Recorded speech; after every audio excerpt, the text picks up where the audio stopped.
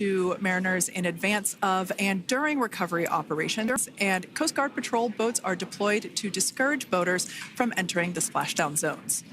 Now, we do want to stress to the public the need to respect this safety zone. Recovering a spacecraft from the water is a hazardous task, and any other boats interfering increases risk to the astronauts in Dragon, the teams working to recover them from the water, and the safety of those that come too close. So for the safety of the crew and your safety, we recommend you sit back and watch as we'll be bringing you the best possible views of our astronauts' homecoming. And they will be the best views that you can get. So let's take a minute to meet our returning crew. U.S. Space Force Colonel Nick Hague is your Crew-9 commander. He was selected by NASA as an astronaut in 2013. This was his second spaceflight to the International Space Station and third launch overall. He spent 171 days in space with Crew-9 and has a career total of 374 days in space. During his mission, he completed a spacewalk with astronaut Sunita Williams. That was his fourth spacewalk, earning him a career total of 25 hours, 56 minutes of spacewalking time. Before Crew-9, Hague previously served as a crew member of Expedition 59 and 60 back in 2019. He flew with Alexei Ovchinin and NASA's Christina Cook. So this is his second time sharing the space station with Ovchinin. The Kansas native is a test pilot of a distinguished graduate of the United States Air Force Academy. Nick spent 5 months in Iraq in support of Operation Iraqi Freedom. He voluntarily transferred from the United States Air Force to U.S. Space Force in 2021 and is an active colonel. His wife, Katie, is a retired U.S. Air Force colonel, and they have 2 sons. NASA astronaut Sunita Williams is a mission specialist for Crew-9. This was her third visit to the space station. She originally launched aboard Boeing Starliner spacecraft and arrived at the space station on June 6th. And it looks like we are beginning to get some views inside the spacecraft, overlooking the shoulders of the crew on board Dragon. We'll continue to bring you those views throughout the day and views throughout Splashdown this afternoon rather. But to jump back into a little bit more about Sunny, she became an Expedition 71-72 crew member, and she logged 286 days in space on this mission. But she actually has a total of 608 days in space, the second most time in space by a U.S. astronaut. Former NASA astronaut Peggy Whitson ranks first for the U.S. with 675 days in space. She conducted 2 spacewalks and has completed 9 over the course of her career for a total of 62 hours and 6 minutes of spacewalking time. She ranks 4th on the list of cumulative time spacewalking by a female astronaut. And she has flown on 4 different spacecraft types, including the Space Shuttle, Soyuz, Starliner, and now Dragon. Previously, she served on Expedition 14 and 15 in 2006 and 2007, and again with Expedition 32 and 33 in 2012. She's a retired U.S. Navy captain and is a proud graduate of the U.S. Naval Academy.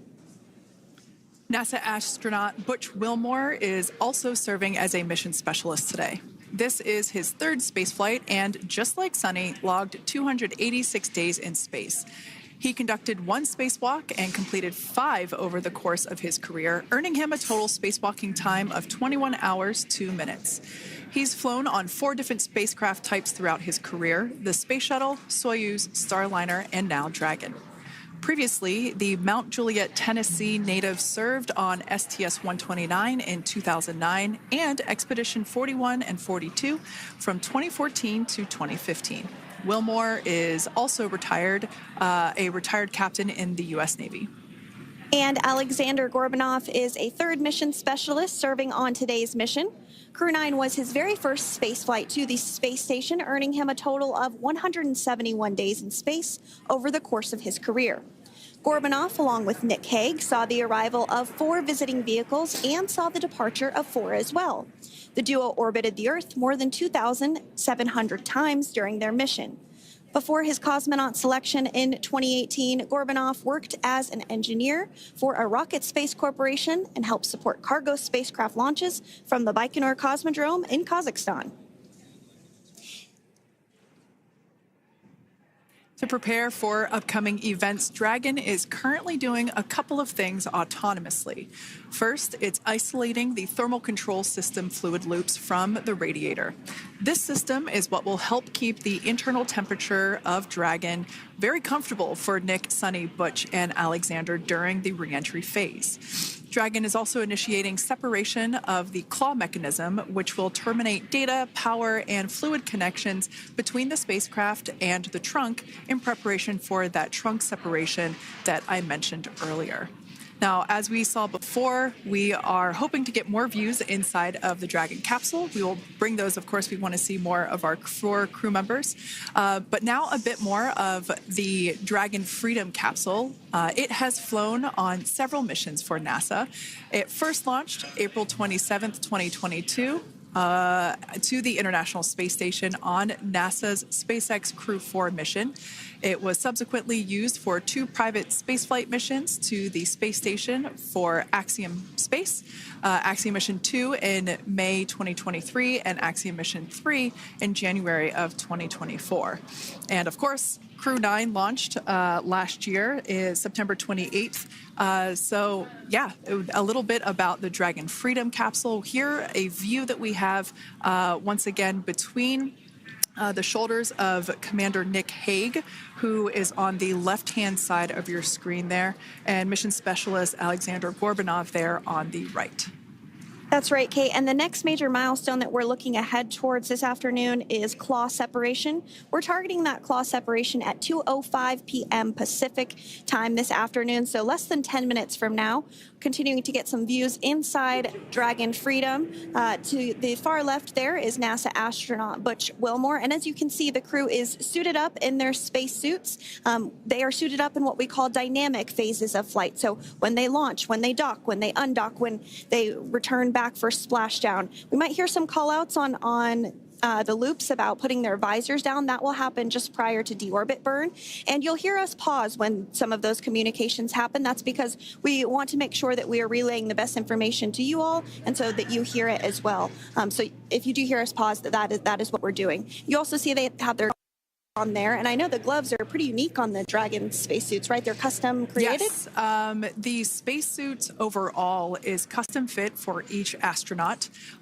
These gloves enable usage of the touchscreen panels that they have in front of them. We can't see it from this view, but that view we saw earlier between Alexander Gorbanov and Nick Hague, that is a touchscreen. It allows the crew to monitor everything that Dragon is doing along with those tablets that they have there on their legs. So yeah, the spacesuit itself is intended to act as a mini spaceship, if you will, as once the visors are closed, it is able to maintain a pressure in the unlikely event of a depressurization event for Dragon. So there we can see those screens I was talking about. So there in the center, we've got the location tracker, as well as on the left-hand side, it's mapping out the operations that Dragon is executing. The crew has to remain well informed of all these things that Dragon is doing autonomously. That basically means that Dragon is flying itself. The crew has the ability to gain control of the capsule if necessary, but the capsule is essentially going to bring itself home.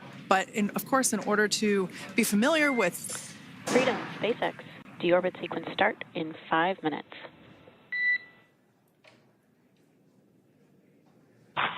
Freedom capsule. And so we did hear that call out for the deorbit sequence start to begin here in 5 minutes. That call from the ground came from the core, or Crew Operations Resource Engineer here in Hawthorne, Mission Control just behind us. And that went up to Commander Nick Hague. He's going to be doing the majority of the communications during the flight downhill today through Splashdown, and they'll be communicating with the core all along the way. Now, we did mention that they are flying on Crew Dragon Freedom. The naming of spacecraft has gone all the way back to the very beginning of this human spaceflight program. This is a nod to Alan Shepard naming his spacecraft Freedom 7 during the Mercury program. And so the crew that first flew up on Freedom a few years ago had the opportunity to name this this Dragon, and they named it Freedom. That was Crew 4 that was the first flyers on this spacecraft. It's also flown for Axiom Mission 2 and 3, and then, of course, today for Crew-9 as well. Yeah, actually, fun fact about this particular capsule, of those 4 missions that Sandra just mentioned, we have seen daytime splashdowns for 2 of those. Today will mark the third daytime splashdown. So there's something lucky about this particular capsule that gets daytime splashdowns. Nighttime is great because we can see even more clearly the capsule streaking through, but I personally love the daylight views because we really get even better views of the recovery team operations during that phase of the mission. Yes, absolutely. And if you follow along with our missions, you'll know that sometimes weather is a watch item when it comes to undocking and splashdown. We do splashdown in the water, so we want to ensure that parameters like wave heights and wind speeds and precipitation, lightning, all of that is looking good for the crew and the safety of those recovery personnel. And today the weather is just pristine. We got off of Space Station on the very first attempt. So I'm joking around and saying that it was because it was St. Patrick's Day and we got really lucky with the weather. I wouldn't disagree with that. Speaking of weather, we will be hearing from Core probably around 2:20-ish. Typically, before we enter the period of loss of signal, or LOS, we will hear an entry briefing from the Core, the Crew Operations Resource Engineer, and they will deliver important information like updated anticipated splashdown and loss of signal times to the crew, as well as the wave height and wind speed. So we'll be standing by to listen in on those. Like I said, that will happen shortly after. Typically after trunk separation. I can't quite remember if it's before or after deorbit burn. It must be before. But in any case, we'll be hearing all of that coming from Core. In fact, that individual is seated there in the room on your screen. That is SpaceX Mission Control in Hawthorne, California. That room is located just over our shoulders. And that is where Dragon operators are standing by on console, monitoring the progress of Dragon as it continues its way home.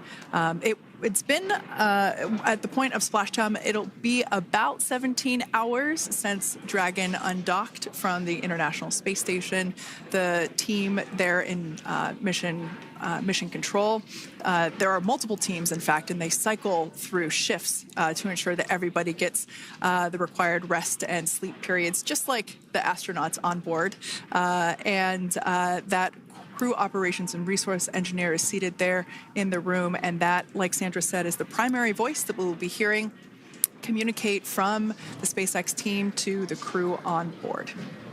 That's right. And so it looks like we're about 3 minutes or so from the claw separation portion of today's flight. The claw is a portion on the spacecraft that holds the trunk to Dragon. Following claw separation, we're going to jettison or remove that trunk because it's no longer needed. The trunk has solar arrays on it that provides power to the Dragon spacecraft. But now that we're beginning the reentry process, we need to go ahead and jettison that trunk and able to expose the heat shield, which is really going to do the heavy lifting as Crew-9 re-enters the Earth's atmosphere. They come in at 17,500 miles per hour, so they really need to ensure that that heat shield absorbs that heat, and there's... Deorbit sequence start.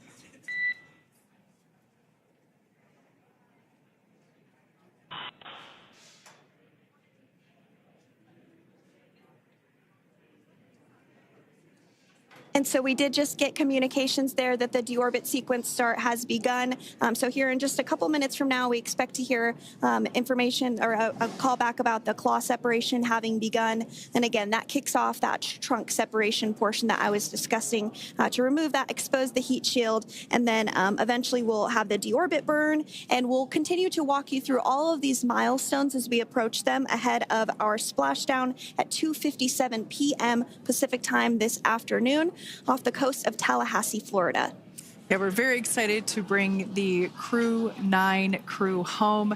Sandra, we were talking about the trunk separation. That trunk is on a trajectory that will re-enter in the atmosphere and break up upon that re-entry. The heat shield itself is one of my favorite parts of the Dragon capsule.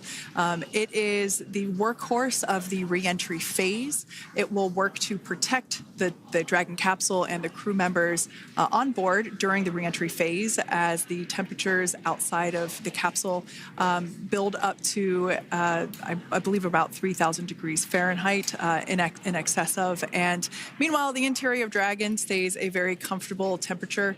That heat shield does a lot of the work, and we'll see that plasma build up on the exterior of the capsule. As a result of the plasma that builds up, we will lose communications with the crew. This is known as loss of signal, or LOS. This is roughly a 10-minute period on average, even less than. I believe today it is probably about 6 or 7 minutes long. It kind of depends on the mission, and it happens for every Dragon capsule that re-enters the atmosphere. Due to that plasma buildup, we're not able to communicate or command the capsule, so we stand by while we wait to regain communication after we pass through that period of loss of signal and get what's known as AOS, or acquisition of signal. Continuing to stand by for claw separation, and then we'll look towards trunk separation. It'll be just about a minute or so after that. That happens pretty rapidly in succession. Some of our milestones will take a little bit longer throughout the day. For example, we will have a deorbit burn after that will take about 7.5 minutes and helps get Dragon set up in the right trajectory to splash down in the Gulf off the coast of Florida. So continuing to stand by for claw separation.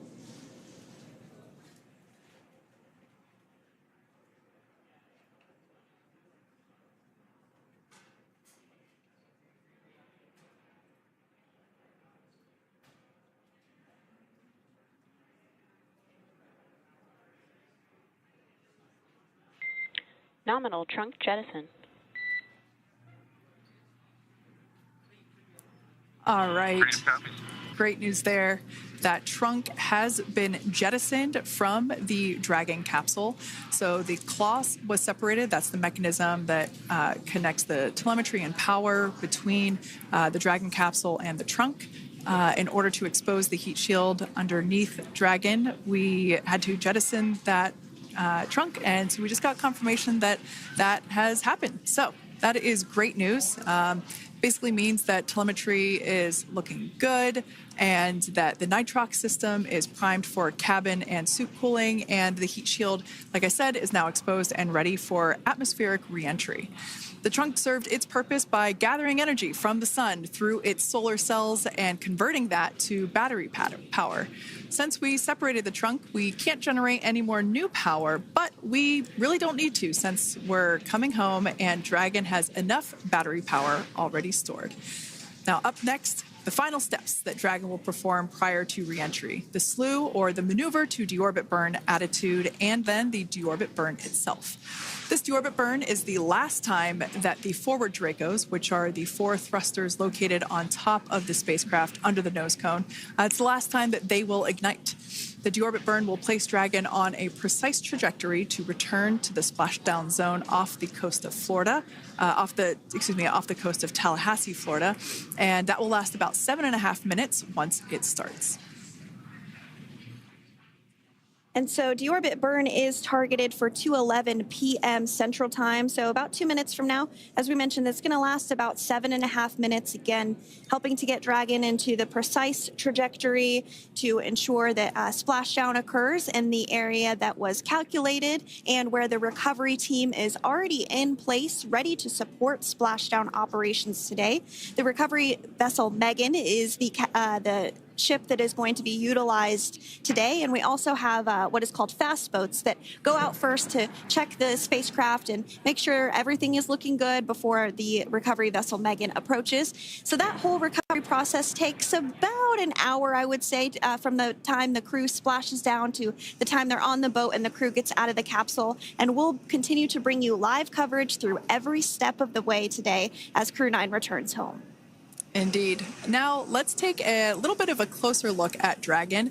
One of the great things about being close to the space station is that we can use space station cameras to look at Dragon. But now that Dragon is on its way home, we don't have those external cameras. So here's an animation of what the capsule looks like. We've got the pressurized section, the capsule on the top, and the trunk or the unpressurized section on the bottom. That's where those solar panels that we manufacture in-house are located, soaking up the energy from the sun and turning it into power for the capsule.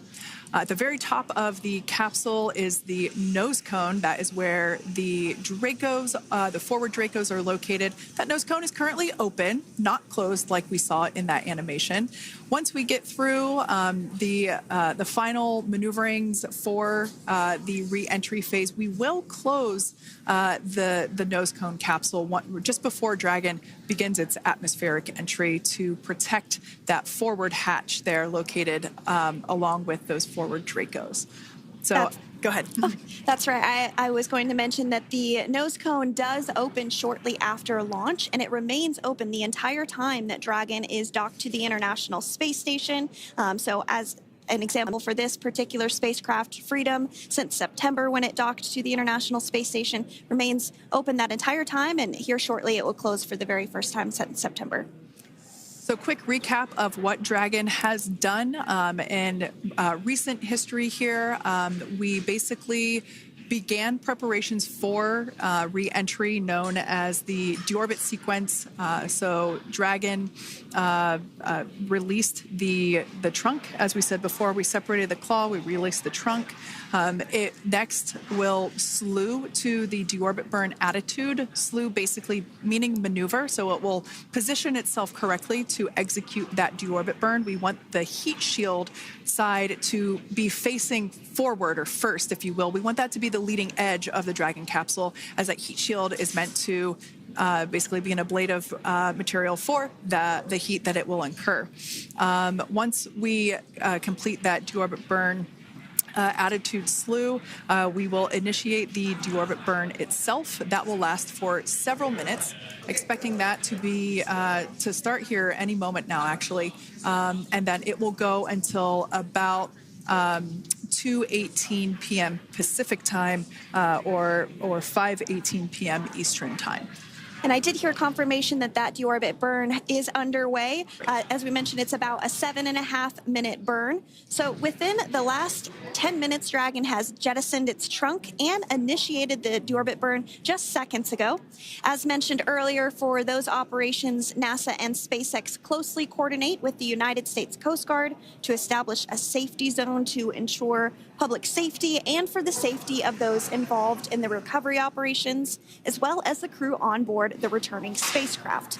Multiple notices are issued to the mariners in advance of and during recovery operations, and Coast Guard patrol boats are deployed to discourage boaters from entering the spacecraft, the splashdown zones.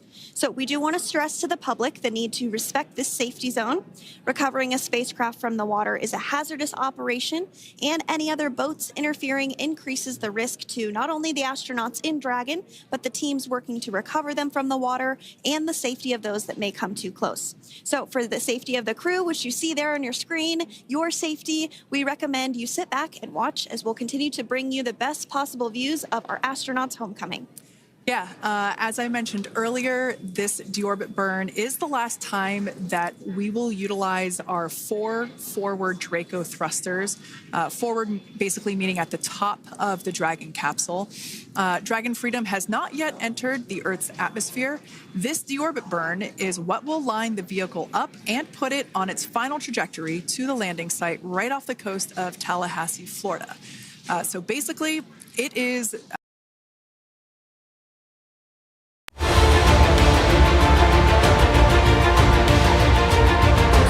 Sunita Williams की घर वापसी का countdown 9 महीने बाद उम्मीद का सबसे लंबा सफर।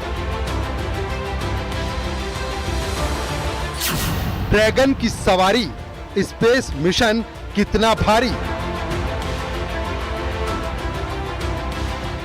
17 घंटे का सफर, 56 मिनट की परीक्षा। Ignition And liftoff of Star. अंतरिक्ष में पिछले 9 महीनों से फंसे सुनीता विलियम्स और बुच विल्मोर की धरती पर वापसी का सफर शुरू हो चुका है। भारतीय मूल के एस्ट्रोनॉट सुनीता विलियम्स और बुच विल्मोर 10 दिनों के लिए इंटरनेशनल स्पेस स्टेशन पर रुकने के लिए गए थे, लेकिन तकनीकी खराबी के कारण उन्हें 9 महीनों तक वहां रुकना पड़ा। अब कई कोशिशों के बावजूद आखिरकार स्पेस एक्स के क्रू 10 के जरिए उन्हें वापस लाने का सफर शुरू हो चुका है। उम्मीद है कि वो कल दोपहर 3 बजे तक धरती पर स्प्लैश डाउन यानी समुद्र में लैंडिंग के जरिए वापस लौट आएंगे। आखिर कितना मुश्किल है ये सफर, कितनी पेचीदगियों से क्रू 10 को गुजरना होगा और क्या है संभावनाएं, सब कुछ आपको बताएंगे।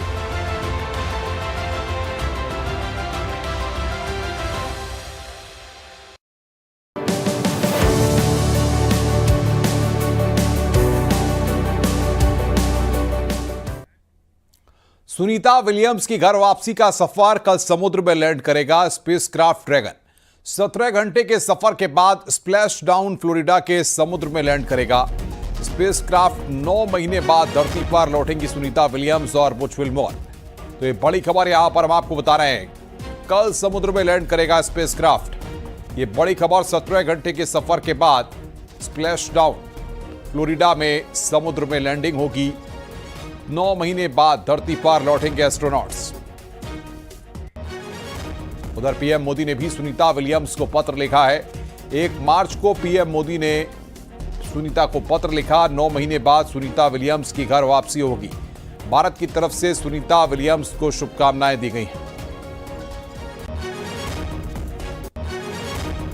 तो ड्रैगन की सेफ लैंडिंग पर दुनिया की नजर यहां पर है। 1 मार्च को पीएम मोदी ने भी सुनीता को खत लिखा है। सुनीता विलियम्स को पीएम ने यहां पर शुभकामनाएं दी हैं। 17 घंटे का सफर है और 41 मिनट की यह परीक्षा है।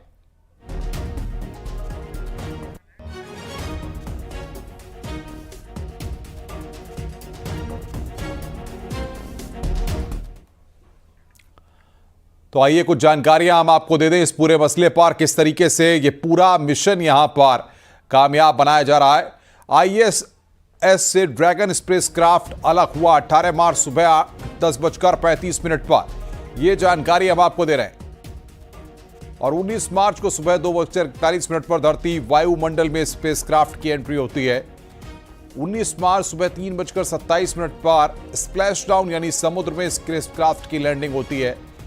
चुनौती नंबर 1, धरती के ऑर्बिट में री एंट्री का सही एंगल, ये चुनौती है यहां पर। चुनौती नंबर 2, स्पीड कंट्रोल वाले ड्रैगन के 16 स्पीड थ्रस्टर्स, तो ये यहां पर चुनौती है। और चुनौती नंबर 3 है 6 ड्रैग पैराशूट्स का सही समय पर खुलना। ये अपने आप में एक चुनौती रहेगी। ये चैलेंजेस रहेंगे। क्यों फंसे थे एस्ट्रोनॉट 8 दिन के लिए आईएसएस के गए थे सुनीता और बुच। स्पेसक्राफ्ट में खराबी, 9 महीनों तक वो वहां पर फंसे रहे। ये यहां पर अब स्पेसएक्स के ड्रैगन स्पेसक्राफ्ट से उनकी यहां पर वापसी हो रही है। सुनीता का स्पेस वॉक का रिकॉर्ड भी हम आपको बता रहे हैं। कुल 62 घंटे 6 मिनट स्पेस वॉक में दुनिया में नंबर 1 सुनीता विलियम्स। और हमारे साथ बातचीत करने के लिए वैज्ञानिक डॉक्टर पीके घोष इस वक्त जुड़े हुए हैं। डॉक्टर साहब, बहुत बहुत स्वागत है आपका न्यूज़ 18 पर। किस तरीके से आप बताएंगे इस मिशन की सफलता के बारे में? अब जब सुनीता विलियम्स और बुच वापस आ रहे हैं तो किस तरीके से लैंडिंग होगी, क्या पूरा प्रोसेस रहेगा, कितना वक्त इसमें लगेगा, जरा बताइए। जी हाँ, ये एक बहुत ही डेलिकेट ऑपरेशन है। आज जैसे 10:30 बजे वो अनडॉक हुआ। सबसे पहले तो वहां पर क्रू 10 जो है वहां पर गया था। 4 मेंबर्स थे। वो जाकर उन्होंने टेकिंग ओवर किया, यानी क्या काम करना है उनको। स्पेस स्टेशन में जाकर वो बहुत बिजी रहते हैं, काफी काम करना पड़ता है। तो वो टेकिंग ओवर के बाद, जिसके काफी फोटोज आए हैं, उसके बाद Crew-9 यानी 9 क्रू जो गए थे वो केवल 2 थे। ताकि 2 सीट खाली रहें, और उसी में सुनीता विलियम और हमारे बुच विल्मोर वापस आने वाले हैं। सो आज कुछ 10:30 बजे उनका अनडॉकिंग हुआ है। अनडॉकिंग के बाद क्या होता है कि जब हैच बंद होकर अनडॉकिंग होता है, कुछ 200 मीटर दूर ये ड्रैगन कैप्सूल जाता है, और फिर धीरे धीरे ये पहले तो एक ही स्पीड से रहता है जो इंटरनेशनल स्पेस स्टेशन का है, फिर बाद में वो धीरे धीरे अलग हो जाता है और पृथ्वी की ओर आता है। इसमें देखिए, ये जो इंटरनेशनल स्पेस स्टेशन है वो वायुमंडल में कुछ 250 मील ही ऊपर है, और सच पूछिए तो वो अगर सीधा आए तो कुछ 1 घंटा या 55 मिनट लगने वाले हैं, लेकिन वो सीधा ऐसे नहीं आ सकते, काफी प्रोसीजर्स होते हैं। इसलिए अगर आप देखें तो कुछ 17 घंटे लगने वाले हैं, और 3:30 बजे 3:27 AM पर कल वो स्प्लैश डाउन करेंगे।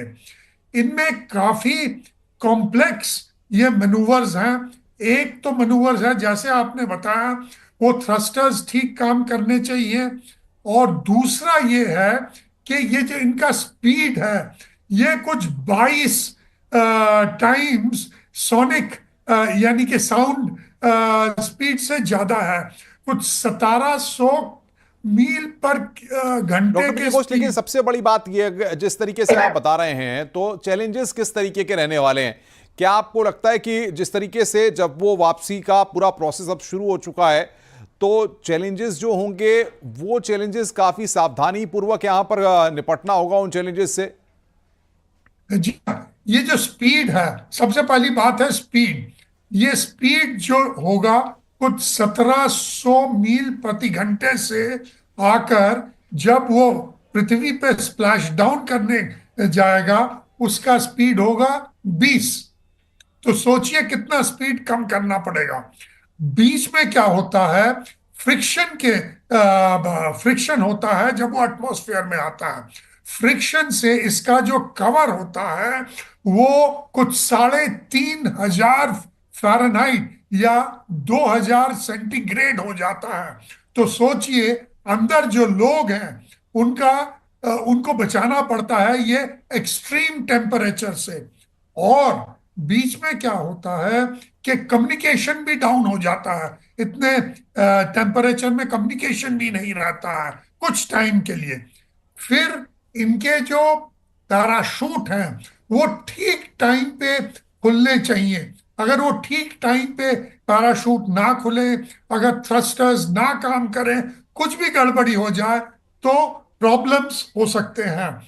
फिर बाद में उनका एक SOP होता है जिससे जब वेव्स, अभी तो वेदर अच्छा है उन्होंने कहा है, वो जब स्प्लैश डाउन करते हैं आसपास जितने भी जहाज हैं, ये फ्लोरिडा के आसपास ही समुद्र में ये स्प्लैश डाउन करेंगे, जितने भी आसपास समुद्र के समुद्री पोर्ट हैं जिनको मतलब रखा गया वहां पर, वो आकर उनको फिर धीरे से निकालेंगे। वहां पर मेडिकल टीम होगा और फिर उनका जांच करके ही एक केयर सेंटर में लेके जाएंगे।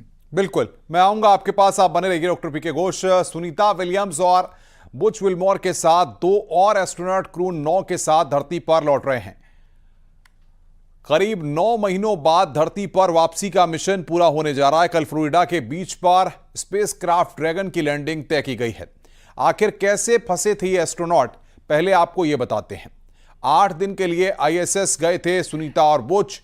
स्पेसक्राफ्ट में खराबी से 9 महीनों तक फंसे। अब स्पेसक्राफ्ट के ड्रैगन स्पेसक्राफ्ट से वापसी, क्रू 10 एस्ट्रोनॉट्स को वापस लेकर आ रहा है।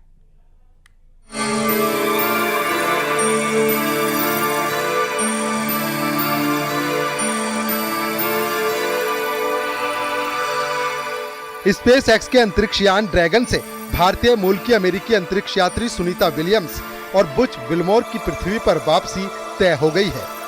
18 मार्च को भारतीय वक्त के मुताबिक 10:35 पर स्पेसक्राफ्ट को इंटरनेशनल स्पेस स्टेशन से अलग यानी अनडॉक किया जा चुका है। और धरती की तरफ सफर की शुरुआत हो चुकी है।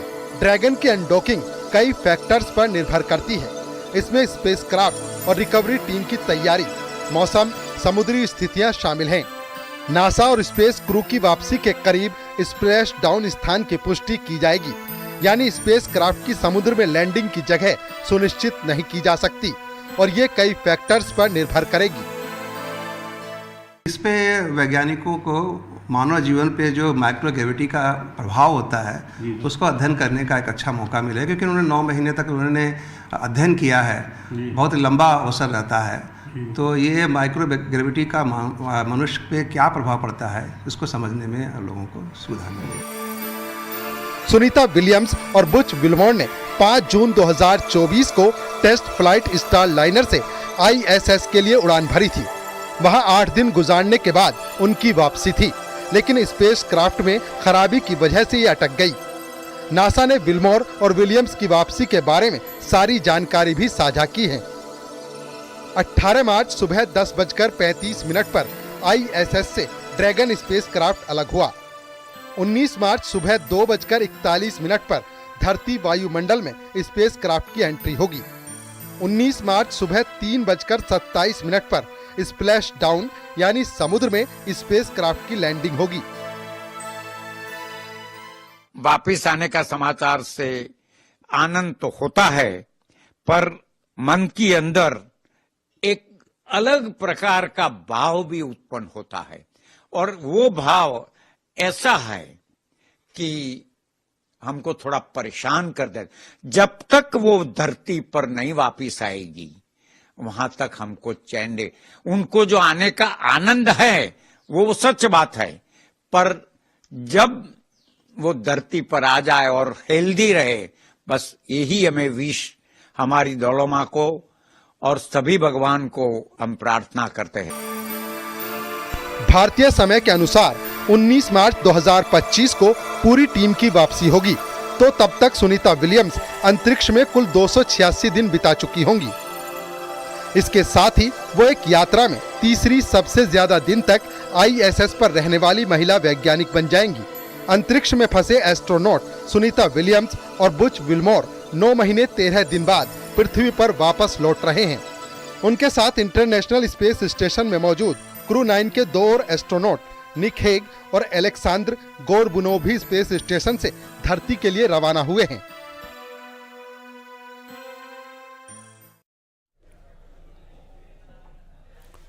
सुनीता विलियम्स और उनके साथियों का धरती पर वापसी का सफर इतना भी आसान नहीं है। हालांकि फुल प्रूफ प्लानिंग और अच्छे ट्रैक रिकॉर्ड से सब कुछ ठीक रहने की उम्मीद की जा रही है। डॉक्टर PK घोष हमारे साथ लगातार बने हुए हैं बातचीत करने के लिए। घोष साहब, सबसे बड़ी बात यह कि जब सुनीता विलियम्स और बुच धरती पर आ जाएंगे तो उसके बाद क्या होगा? किस तरीके से मेडिकल चेकअप्स होंगे, क्या प्रिकॉशन होंगे, बॉडी में किस तरीके के चेंजेस उनके होंगे?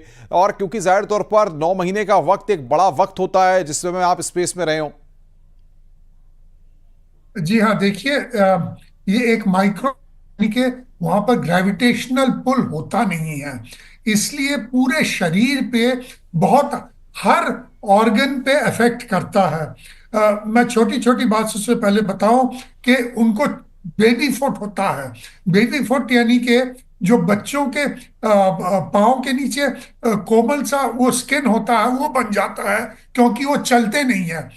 अच्छा, फिर उनके बड़ी बात यह है कि उनके ऊपर बहुत रेडिएशन होता है, क्योंकि अंतरिक्ष में रेडिएशन बहुत ज्यादा है, और ये हमारे एटमॉस्फेयर और अर्थ के मैग्नेटिक स्फीयर के लिए हम लोगों को इफेक्ट इतना नहीं होता, लेकिन एक जो एस्ट्रोनॉट है उसके ऊपर कुछ 1000 से 10,000 एक्सरे के जितना रेडिएशन होता है उतना रेडिएशन आता है। इसमें डीएनए जो है वो भी मॉडिफाई हो जाता है। फिर आइए बोन्स पर। बोन्स के ऊपर ज्यादा प्रेशर नहीं पड़ता है, तो इसके जो मिनरल्स हैं वो लीच आउट हो जाते हैं, यानी कि बोन्स बहुत ब्रिटल हो जाते हैं। फिर हार्ट पर इफेक्ट पड़ता है क्योंकि सर्कुलेटरी सिस्टम पे इफेक्ट पड़ता है, आंखों पर इफेक्ट पड़ता है, किडनी पे इफेक्ट पड़ता है, स्टोन्स हो जाते हैं और आदमी और ज्यादा लंबा हो जाता है।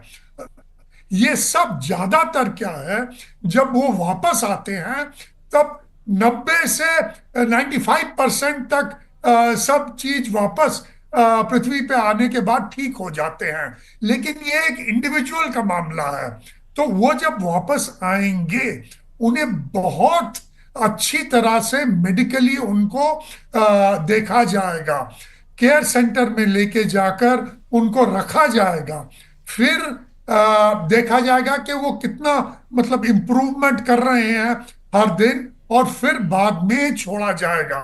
तो ये जैसे मैंने कहा कि बॉडी के हर ऑर्गन पर कुछ ना कुछ इफेक्ट। लेकिन डॉक्टर पी के कुछ कम्युनिकेशन की अगर बात हो या बात करने की बात हो तो क्या माना जाए, आने के बाद क्या कम्युनिकेशन एक हो पाएगा या कुछ दिन का इंतजार करना पड़ेगा? ये कम्युनिकेशन जैसे मैंने पहले कहा था, जब वो हीट ज्यादा होता है यानी कि री एंट्री पर एक पर्टिकुलर फेज में कम्युनिकेशन नहीं रहता है, लेकिन बाद में फिर री एस्टैब्लिश हो जाता है क्योंकि उनको कम्युनिकेट करना पड़ता है। जो युद्धपोत आसपास हैं उनके साथ कम्युनिकेट करना पड़ता है। वो देखते भी रहते हैं, रडार पे भी देखते रहते हैं, लेकिन फिर भी कब खोला जाए, एग्जाम्पल देता हूं कि हैच को कब खोला जाए, कैसे वो निकाले जाए, वो क्या वो कम्युनिकेट कर रहे हैं या नहीं अंदर, तो ऐसे कोई बिल्कुल सर, बिल्कुल, बहुत बहुत शुक्रिया आपका विस्तार से तमाम जानकारियां हम तक पहुंचाने के लिए और जानकारियां देने के लिए। सुनीता विलियम्स और उनके साथियों का धरती पर वापसी का सफर इतना भी आसान नहीं है। हालांकि फुल प्रूफ प्लानिंग और अच्छे ट्रैक रिकॉर्ड से सब कुछ ठीक रहने की उम्मीद की जा रही है, लेकिन कुछ चुनौतियां भी हैं जो उनके सामने आ सकती हैं। ऐसे में पूरी दुनिया से बस यही दुआ की जा रही है कि मिशन का हर फेज सही तरीके से पूरा हो। आखिर क्या है वो चुनौती, वो भी हम आपको बताते हैं। चुनौती क्या है वो हम आपको बताते हैं। चुनौती नंबर 1 है धरती के ऑर्बिट में री एंट्री का सही एंगल। ये यहां पर बड़ी खबर हम आपको बता रहे हैं, धरती के ऑर्बिट में री एंट्री का सही एंगल। चुनौती नंबर 2 है स्पीड कंट्रोल वाले ड्रैगन के 16 स्पीड थ्रस्टर्स। ये दूसरी चुनौती। चुनौती नंबर 3 6 ड्रैग पैराशूट्स का सही समय पर खुलना। ये बहुत महत्वपूर्ण है। तो ये हम आपको बता रहे हैं कि आखिर जो चुनौतियां हैं, चुनौती 1 2 3 धरती के ऑर्बिट में री एंट्री का सही एंगल, स्पीड कंट्रोल वाले ड्रैगन के 16 स्पीड थ्रस्टर्स, 6 ड्रैग पैराशूट्स का सही समय पर खुलना।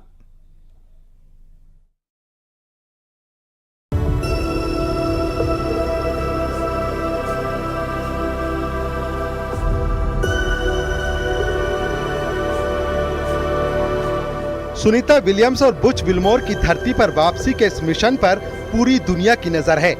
इस सफर में करीब 17 घंटे लगेंगे। नासा की ओर से इस इवेंट का एक अनुमानित शेड्यूल जारी किया गया है। इसमें मौसम के कारण बदलाव भी हो सकता है। नासा के मुताबिक कल सुबह 2:41 पर डीऑर्बिट बर्न शुरू होगा, यानी कक्षा से उल्टी दिशा में स्पेसक्राफ्ट का इंजन फायर किया जाएगा। इसके बाद स्पेसक्राफ्ट की पृथ्वी के वातावरण में एंट्री होगी और सुबह फ्लोरिडा के तट पर पानी में लैंडिंग होगी।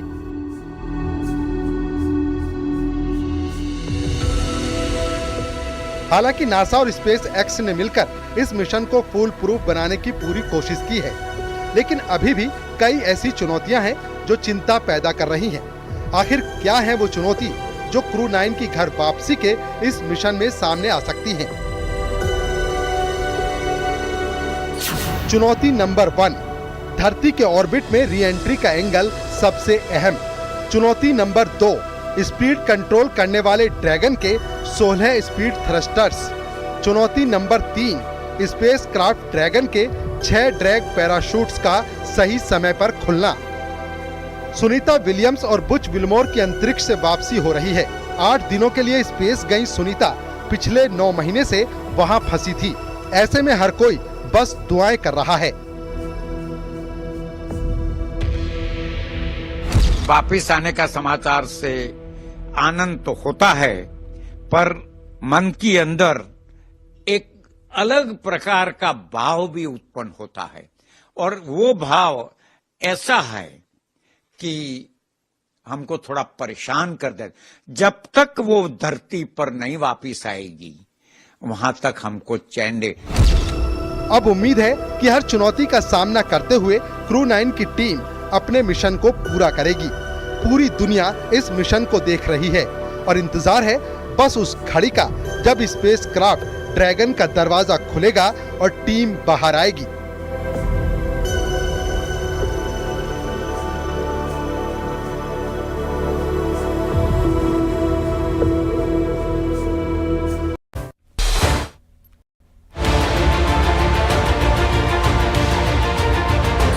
सुनीता विलियम्स की घर वापसी का काउंटडाउन। 9 महीने बाद उम्मीद का सबसे लंबा सफर। ड्रैगन की सवारी, स्पेस मिशन कितना भारी। 17 घंटे का सफर, 56 मिनट की परीक्षा। Ignition and liftoff of start. अंतरिक्ष में पिछले 9 महीनों से फंसे सुनीता विलियम्स और बुच विल्मोर की धरती पर वापसी का सफर शुरू हो चुका है। भारतीय मूल के एस्ट्रोनॉट सुनीता विलियम्स और बुच विल्मोर 10 दिनों के लिए इंटरनेशनल स्पेस स्टेशन पर रुकने के लिए गए थे, लेकिन तकनीकी खराबी के कारण उन्हें 9 महीनों तक वहां रुकना पड़ा। अब कई कोशिशों के बावजूद आखिरकार SpaceX के Crew-9 के जरिए उन्हें वापस लाने का सफर शुरू हो चुका है। उम्मीद है कि वो कल दोपहर 3 बजे तक धरती पर स्प्लैश डाउन यानी समुद्र में लैंडिंग के जरिए वापस लौट आएंगे। आखिर कितना मुश्किल है ये सफर, कितनी पेचीदगियों से Crew-9 को गुजरना होगा और क्या है संभावनाएं, सब कुछ आपको बताएंगे।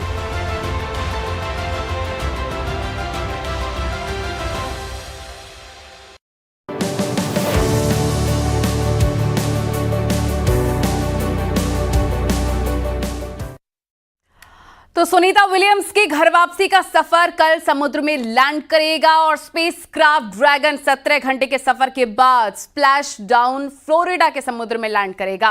स्पेसक्राफ्ट 9 महीने के बाद धरती पर लौटेंगे सुनीता विलियम्स और बुच विल्मोर। ये बड़ी और एक्सक्लूसिव जानकारी सबसे पहले न्यूज़ 18 आपको ये दे रहा है कि पूरी प्रिपरेशन हो गई है। सुनीता विलियम्स की घर वापसी का जो सफर है कल समुद्र में लैंड करेगा स्पेसक्राफ्ट ड्रैगन। 17 घंटे के सफर के बाद स्प्लैश डाउन फ्लोरिडा के समुद्र में लैंड करेगा स्पेसक्राफ्ट। 9 महीने बाद धरती पर लौटेंगी सुनीता विलियम्स और उनके साथी बुच विल्मोर। ये इस वक्त की बड़ी खबर आपको हम बता रखे हैं। और साथ ही उधर प्रधानमंत्री नरेंद्र मोदी ने भी सुनीता विलियम्स को लेटर लिखा है। 1 मार्च को पीएम मोदी ने लिखा सुनीता को पत्र। 9 महीने बाद सुनीता विलियम्स की घर वापसी। भारत की तरफ से सुनीता विलियम्स को ढेरों शुभकामनाएं दी गई हैं। उनके सेफ लैंडिंग की भी काफी कामनाएं की जा रही हैं। पूरा देश उनका इंतजार कर रहा है और सेफ लैंडिंग पर पूरी दुनिया की निगाहें टिकी हुई हैं। ये बड़ी खबर इस वक्त हम आपको बता रहे हैं कि प्रधानमंत्री नरेंद्र मोदी ने भी लेटर लिखा है और उन्होंने भी कामना की है सुनीता विलियम्स की वापसी की। भारत की तरफ से शुभकामनाएं भी सुनीता विलियम्स को दी हैं प्रधानमंत्री नरेंद्र मोदी ने। ये देखिए 2 तस्वीरें इस वक्त आप देख रहे हैं। घर वापसी के सफर में है सुनीता, कैसी प्रिपरेशन उनकी चल रही है, तस्वीरें भी देख सकते हैं आप। और बहुत आसान नहीं होगा एक बार फिर से लैंड करने के बाद नॉर्मल लाइफ में उनके लिए आना। एक एक बारीकी पर बात करेंगे। आज हमारे साथ कुछ गेस्ट भी जुड़ेंगे, साइंटिस्ट, उनसे भी हम जानकारी हासिल करेंगे कितना डिफिकल्ट होगा, कैसे वो वहाँ पर रह रही थी, एकदम से उनके लिए दुनिया बदल जाएगी। तो हर कोई उनका इंतज़ार कर रहा है, हर एक देश नागरिक उनके सेफ लैंडिंग की कामना कर रहा है। कल स्पेसक्राफ्ट ड्रैगन लैंड करेगा और इससे पहले प्रधानमंत्री नरेंद्र मोदी ने सुनीता विलियम्स को लेटर लिखा। पीएम मोदी ने सुनीता को पत्र लिखा। 9 महीने बाद सुनीता विलियम्स की घर वापसी हो रही है। भारत की तरफ से सुनीता विलियम्स को ढेरों शुभकामनाएं दी गई हैं। तो ये बड़ी और अहम जानकारी आपको हम बता रहे हैं। 9 महीने बाद अंतरिक्ष यात्री सुनीता विलियम्स की वापसी होगी। धरती के लिए वो रवाना हो चुकी हैं। पीएम मोदी ने सुनीता विलियम्स के नाम चिट्ठी भी लिखी है और हर एक देशवासी बस यही प्रे कर रहा है, यही कामना कर रहा है, प्रार्थना कर रहा है कि उनकी सेफ लैंडिंग हो सके।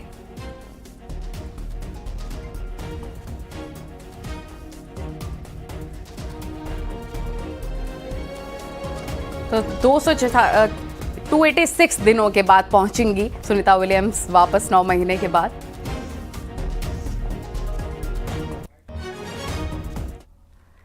और आपको कुछ महत्वपूर्ण जानकारियां देते हैं, ग्राफिक्स के माध्यम से आप समझ पाएंगे कि कैसे उनकी लैंडिंग की प्रिपरेशन हो रही है। आप इस तरफ देखिए, 18 मार्च सुबह 10:35 का वक्त तय किया गया है। ISS ड्रैगन स्पेसक्राफ्ट अलग हो गया है। इससे पहले की जो प्रोसेस होता है, एक एक करके हम आपको बता रहे हैं। धरती वायुमंडल में स्पेसक्राफ्ट की एंट्री हो चुकी है, यानी कि एक एक करके जो प्रोसेस है वो अपनाया जा रहा है और सेफली ये पूरा प्रोसेस कंप्लीट हो जाए, यही कामना की जा रही है।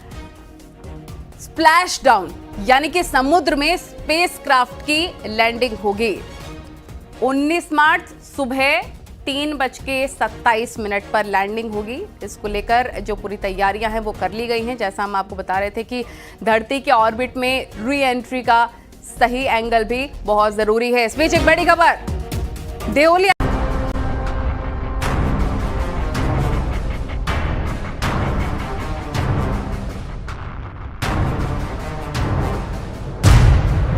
ये तस्वीरें अंतरिक्ष विज्ञान में एक नया आगाज है।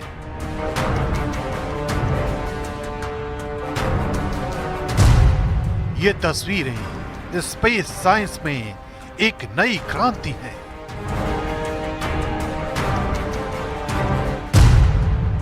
ये तस्वीरें सबसे दुर्लभ अंतरिक्ष मिलन की है।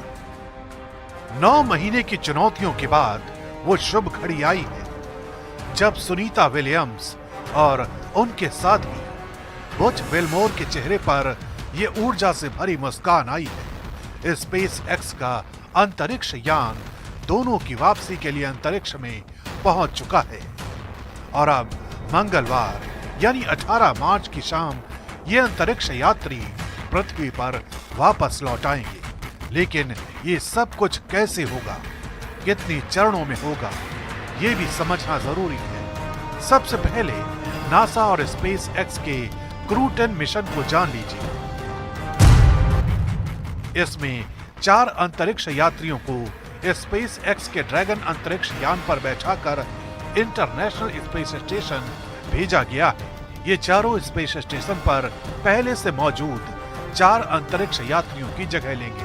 वहां पहले से मौजूद 4 अंतरिक्ष यात्री हैं, सुनीता विलियम्स, बच विल्मोर, निक हेग और अलेक्जेंडर गोर्बुनोव। इसे ऐसे समझिए कि पहले से स्पेस स्टेशन पर मौजूद 4 अंतरिक्ष यात्रियों की शिफ्ट खत्म हो गई है और उनकी जगह SpaceX Crew-9 मिशन के 4 अंतरिक्ष यात्री स्पेस स्टेशन पर काम पर लग गए हैं। अब ये समझिए कि वापसी कैसे होगी। स्पेस स्टेशन पर पहले से मौजूद 4 अंतरिक्ष यात्रियों को नई टीम रिलीव करेगी, यानी कामों को हैंडओवर किया जाएगा। धरती से गई नई टीम में अमेरिका के 2 अंतरिक्ष यात्री एनी सी मैकलेन और निकोल एयर्स, जापान के ओनिशी ताकोया और रूस के किरिल पेस्कोव शामिल हैं। अंतरिक्ष यात्रियों की धरती पर वापसी के लिए मौसम का अनुकूल होना बेहद जरूरी है। अगर ऐसा नहीं हुआ तो कुछ समय के लिए इसे टाला भी जा सकता है, लेकिन अगर सब कुछ ठीक रहा तो SpaceX कैप्सूल फ्लोरिडा के तट पर लैंड करेगा। आपको बता दें कि 8 दिन का यह मिशन 5 जून 2024 को शुरू हुआ था, लेकिन बोइंग स्टारलाइनर में गड़बड़ी की वजह से ये एस्ट्रोनॉट अंतरिक्ष में ही फंस गए। इस दौरान इनकी वापसी के लिए कई कोशिशें भी की गईं, लेकिन किसी न किसी वजह से ये वापसी संभव नहीं हो सकी। हालांकि अब अंतरिक्ष यात्रियों की वापसी की ऐतिहासिक घड़ी नजदीक आ रही है। अंतर्राष्ट्रीय स्पेस स्टेशन पर फंसी एस्ट्रोनॉट सुनीता विलियम्स की धरती पर वापसी के बारे में एक बड़ी खबर सामने आई है। आपको बता दें कि SpaceX का Crew-9 मिशन अंतर्राष्ट्रीय अंतरिक्ष स्टेशन पहुंच गया है और अंतरिक्ष यान 19 मार्च को सुनीता विलियम्स को लेकर आएगा। अब आपको ये सिलसिलेवार तरीके से इस मिशन के बारे में पूरी जानकारी इस रिपोर्ट के जरिए देते हैं। आप देखिए।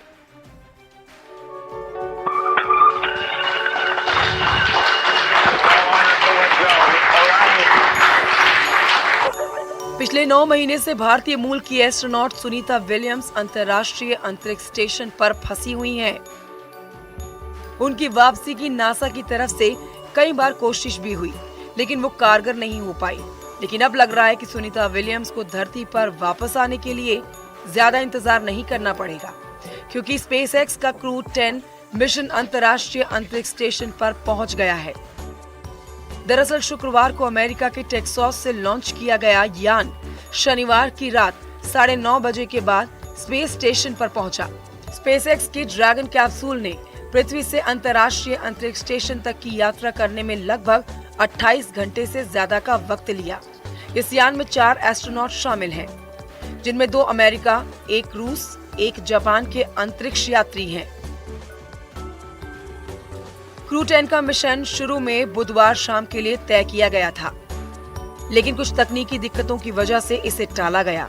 पूरी दुनिया की इस मिशन पर नजर है, क्योंकि जिस मिशन को महज 10 दिनों में धरती पर लौटना था, उसे 9 महीने हो चुके हैं।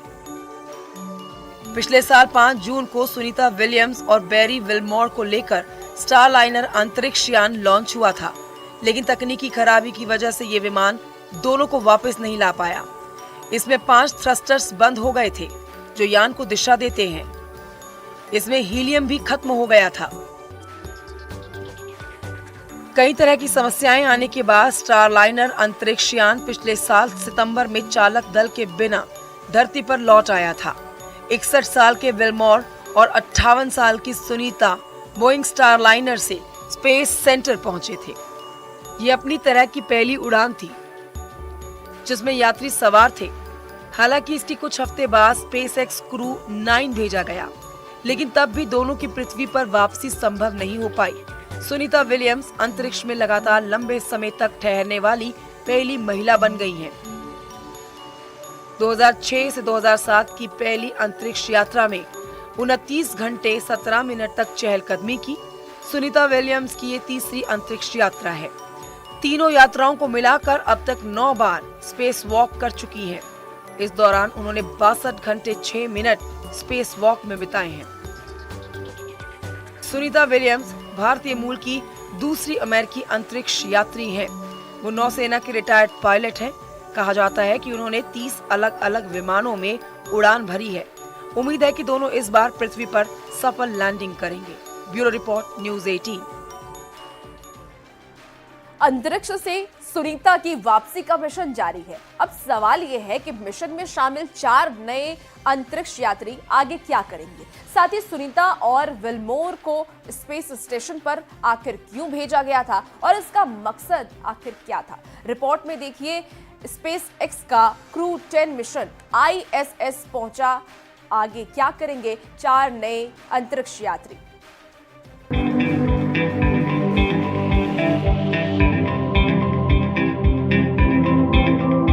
9 महीने से अंतरिक्ष में मौजूद सुनीता विलियम्स और बुच विल्मोर जल्द ही धरती पर लौटने वाले हैं। उनकी वापसी के लिए नासा का Crew-9 मिशन अंतर्राष्ट्रीय अंतरिक्ष स्टेशन पर पहुंच चुका है। ये मिशन फ्लोरिडा के कैनेडी स्पेस सेंटर से लॉन्च किया गया था, जिसमें 4 नए अंतरिक्ष यात्री शामिल हैं। इन यात्रियों का काम स्टेशन पर वैज्ञानिक प्रयोगों को आगे बढ़ाना और पुराने क्रू को बदलना होगा। एक सवाल हम सब के मन में उठता है कि आखिर इस मिशन का क्या उद्देश्य था। दोनों को स्पेस स्टेशन पर क्यों भेजा गया था। दरअसल सुनीता और बुच विल्मोर बोइंग और नासा के joint crew flight test mission पर गए थे। इस मिशन का मुख्य उद्देश्य स्पेस क्राफ्ट की एस्ट्रोनॉट्स को स्पेस स्टेशन तक लेकर वापस लाने की क्षमता साबित करना था।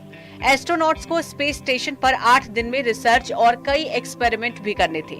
इस मिशन के दौरान उन्हें स्पेस क्राफ्ट को मैनुअली भी उड़ाना था।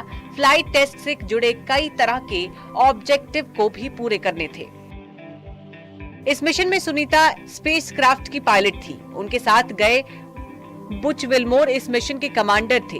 दोनों को इंटरनेशनल स्पेस सेंटर में 8 दिन रुकने के बाद वापस पृथ्वी पर आना था। लॉन्च के समय Boeing defence space and security के प्रेसिडेंट और सीईओ टेड कोलबर्ट ने इसे स्पेस रिसर्च के नए युग की शानदार शुरुआत बताया था। सुनीता और विल्मोर पहले एस्ट्रोनॉट हैं जो एटलस वी रॉकेट के जरिए स्पेस ट्रैवल पर भेजे गए। बताया तो ये भी जा रहा है कि धरती पर लौटने के बाद सुनीता और बुच विल्मोर बोइंग के शरीर में कुछ बदलाव आ सकते हैं। उन्हें वापस जमीन में चलने में थोड़ी असुविधा का सामना करना पड़ सकता है। दोनों अंतरिक्ष में 9 महीने बिता चुके हैं। ऐसे में पृथ्वी की ग्रेविटी से तालमेल बिठाना उनके लिए आसान नहीं है। नासा के पूर्व अंतरिक्ष यात्री लेराय चियाओ ने इसको लेकर कहा है कि ऐसा इसलिए होता है क्योंकि आप संतुलन नहीं बना पाते हैं। Bureau report.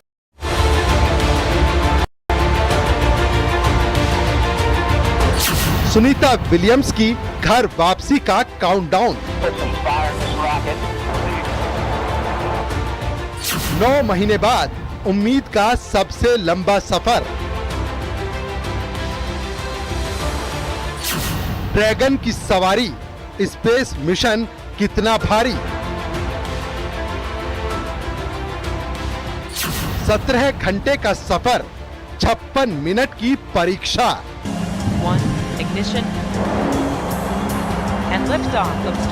अंतरिक्ष में पिछले 9 महीनों से फंसे सुनीता विलियम्स और बुच विल्मोर की धरती पर वापसी का सफर शुरू हो चुका है। भारतीय मूल के एस्ट्रोनॉट सुनीता विलियम्स और बुच विल्मोर 10 दिनों के लिए इंटरनेशनल स्पेस स्टेशन पर रुकने के लिए गए थे, लेकिन तकनीकी खराबी के कारण उन्हें 9 महीनों तक वहां रुकना पड़ा। अब कई कोशिशों के बावजूद आखिरकार स्पेस एक्स के क्रू 10 के जरिए उन्हें वापस लाने का सफर शुरू हो चुका है। उम्मीद है कि वो कल दोपहर 3 बजे तक धरती पर स्प्लैश डाउन यानी समुद्र में लैंडिंग के जरिए वापस लौट आएंगे। आखिर कितना मुश्किल है ये सफर, कितनी पेचीदगियों से क्रू 10 को गुजरना होगा और क्या है संभावनाएं, सब कुछ आपको बताएंगे।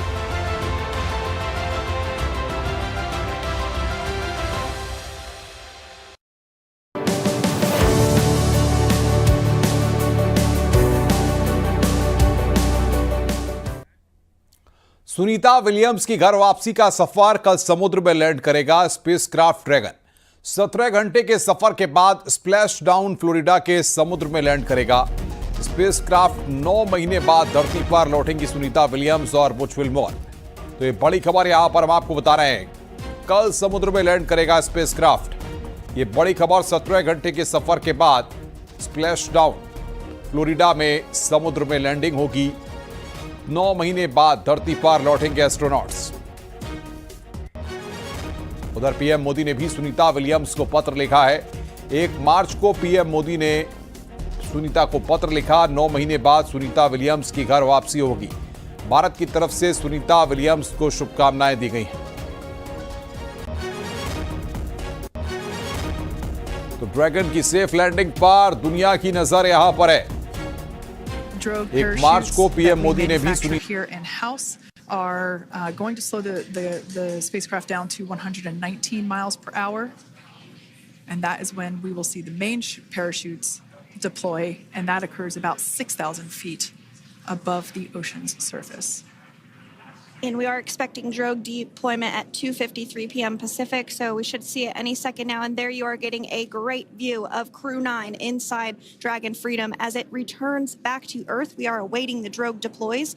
This view coming from the WB-57 high altitude plane. And there you see it on your screen, drogue deployment. Drogue descent rate nominal. You can hear the crowd here. Visual on 2 healthy drogues. Crowd here very excited as Dragon Freedom continues to make its way back to planet Earth.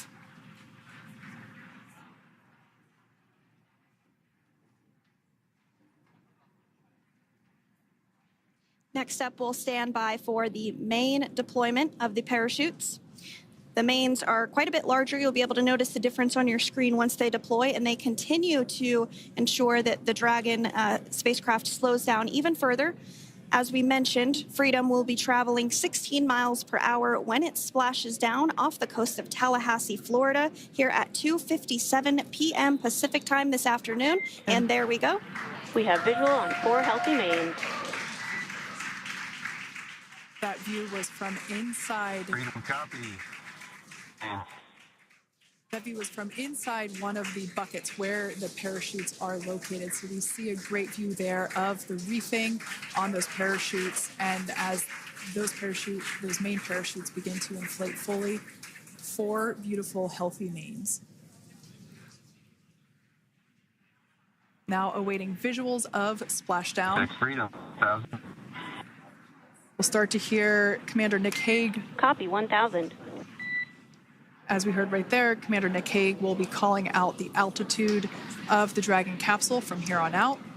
Landing in water is simpler and provides more margin against unlikely parachute issues. You can see those parachutes continuing to slow the Dragon capsule down. And if you're just joining us, you're looking at 800 meters. A live view of Crew-9 just minutes away from splashing down off the coast of Tallahassee, Florida. Splashdown 2 minutes from now at 2:57 p.m. Pacific. We do have 4 healthy mains really doing the job there. Just breathtaking views of a calm, glass-like ocean off the coast of Tallahassee, Florida. Crew-9 just minutes away from splashing down. This is really such an incredible shot. Copy 600. That was a live view from our recovery vessel, Megan, which is stationed a couple miles away from the splashdown site. We can see the crew there using their restraints as resting places for their arms. They were just in space moments ago, so their arms were able to float freely. 400 meters. This is a gorgeous bluebird day here that we have for the splashdown of Crew-9. It's incredible to think that the Dragon capsule just minutes ago was going over 17,000 miles per hour, and now gently coasting to a soft splashdown. 200. Copy 200 meters. Brace for splashdown.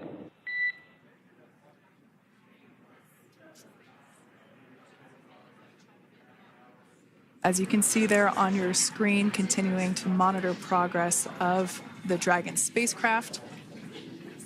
And we're going to stand by for splashdown, located in the Gulf of America, off the coast of Tallahassee, Florida.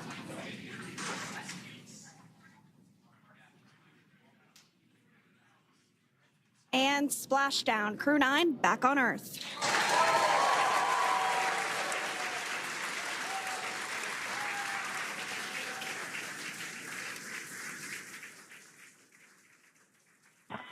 And SpaceX Freedom, splashdown. Good main release. Copy splashdown. We see main chutes cut.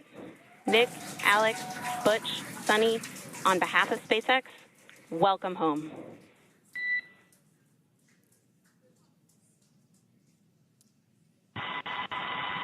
It is an amazing, what a ride. I see a capsule full of grins ear to ear.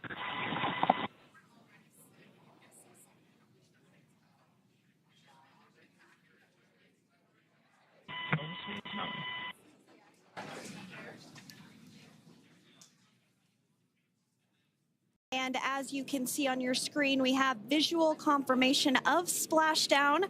Dragon Freedom has returned home, and NASA astronauts. System safety verifications are in progress. We'll report back when recovery personnel are en route.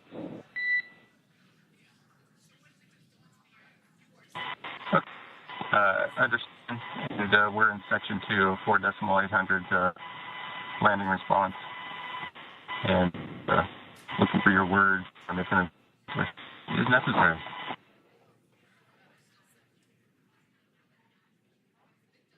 In the distance, we can see the recovery vessel making its way. Copy, you're in Section 2 for the environmental assessment in 4.800. That is not necessary today. Understand. Raising 5.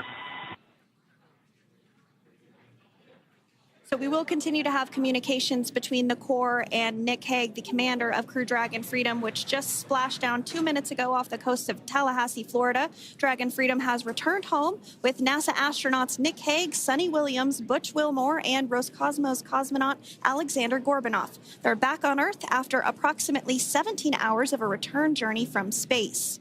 The SpaceX recovery ship and team have been waiting for Dragon's splashdown, and they will now make their way to the splashdown location.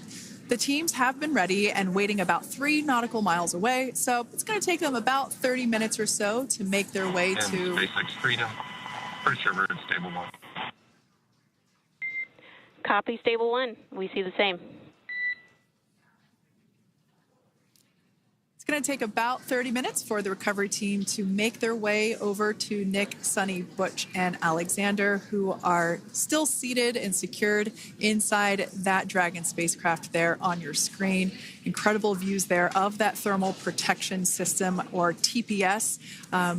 That Dragon capsule was pristine, white color before it departed the station, and we can see how the reentry phase, the thermal protection system did its job. Now, if you're wondering what that hole, that like bucket area is, that is underneath the side hatch. That is where the main parachutes were stored. So when we saw the Dragon capsule docked at station, it looked very different. The panel that protects and covers the main parachutes, that was still intact, as well as the panels that enclose where the drogue parachutes are located. We can see those fast Freedom. boats. SpaceX is go for recovery personnel to approach. Expect personnel alongside in the next few minutes. Freedom copies. We can see those fast boats. We weren't kidding when we said they were fast. While it does take about 30 minutes for the main recovery vessel to make its way over to the capsule, these fast boats will be doing a couple of things simultaneously. A couple of them are going to be working to retrieve the parachutes that you see in the background there of this drone shot. Those parachutes will be retrieved from the ocean surface. We want to make sure we are able to pull those out. The recovery vessel there closest to the spacecraft is going to be performing some safety checks. We can see there they're using an instrument that is basically working to detect if there are any hypergolic vapors or fumes that are still residing in and or around the Draco thruster nozzles or outlets. The hypergolic fuel, which is necessary for on-orbit burns to maneuver the spacecraft. Unfortunately, those hypergolics are unable to be breathed. They are toxic, and so this team here is doing those initial safety checks to make sure that it is safe for the rest of the recovery team to approach the spacecraft. They're also checking to make sure that any residuals from the pyros are safe and are not going to cause any issues. We can see the team working their way around the spacecraft to do these these sniff tests on all of those Draco thrusters. And as we continue to await the recovery of our Dragon spacecraft with NASA astronauts Nick Hague, Sunny Williams, Butch Wilmore, and Roscosmos cosmonaut Alexander Gorbanov inside, Dragon has autonomously completed several steps to safe itself following splashdown. We are continuing to see Dragon in what is known as Stable 1 configuration. That's kind of the ideal configuration following splashdown. It's upright, and the Dragon capsule's in the right configuration for it to be hoisted into the recovery vessel Megan, which you do see a little ways off in your screen approaching. Dragon will continue to remain live on air with you through that recovery process, all the way through the point where the crew is extracted from the Dragon spacecraft. Now, if you are just joining us, the mission has gone smoothly so far. Dragon successfully splashed down off the coast of Tallahassee, Florida at 2:57 p.m. Pacific, 5:57 p.m. Eastern Time this afternoon. Approximately 17 hours prior to splashdown, Dragon autonomously undocked from the International Space Station, completed a series of departure burns, jettisoned its trunk section, and performed its final burn, the deorbit burn. This placed the Dragon spacecraft on a trajectory toward Tallahassee, Florida. Dragon successfully re-entered the Earth's atmosphere, followed by deployment of its parachutes to slow the spacecraft down to a gentle splashdown. We're now going to follow the Freedom. Hypergol sweeps and unfired ordnance checks are nominal. Rigging is in progress. Approximately 25 minutes until capsule lift. Stand by for PMC with SpaceX flight surgeon.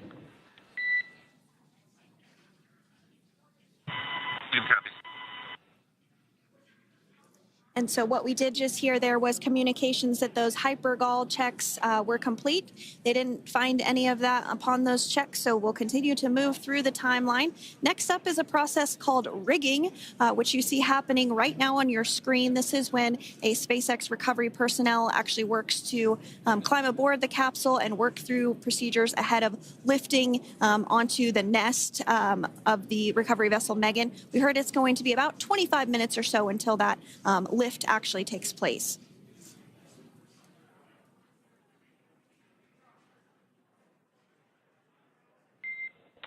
Okay, Freedom, the next call will be from the SpaceX flight surgeon on Dragon to Ground Private.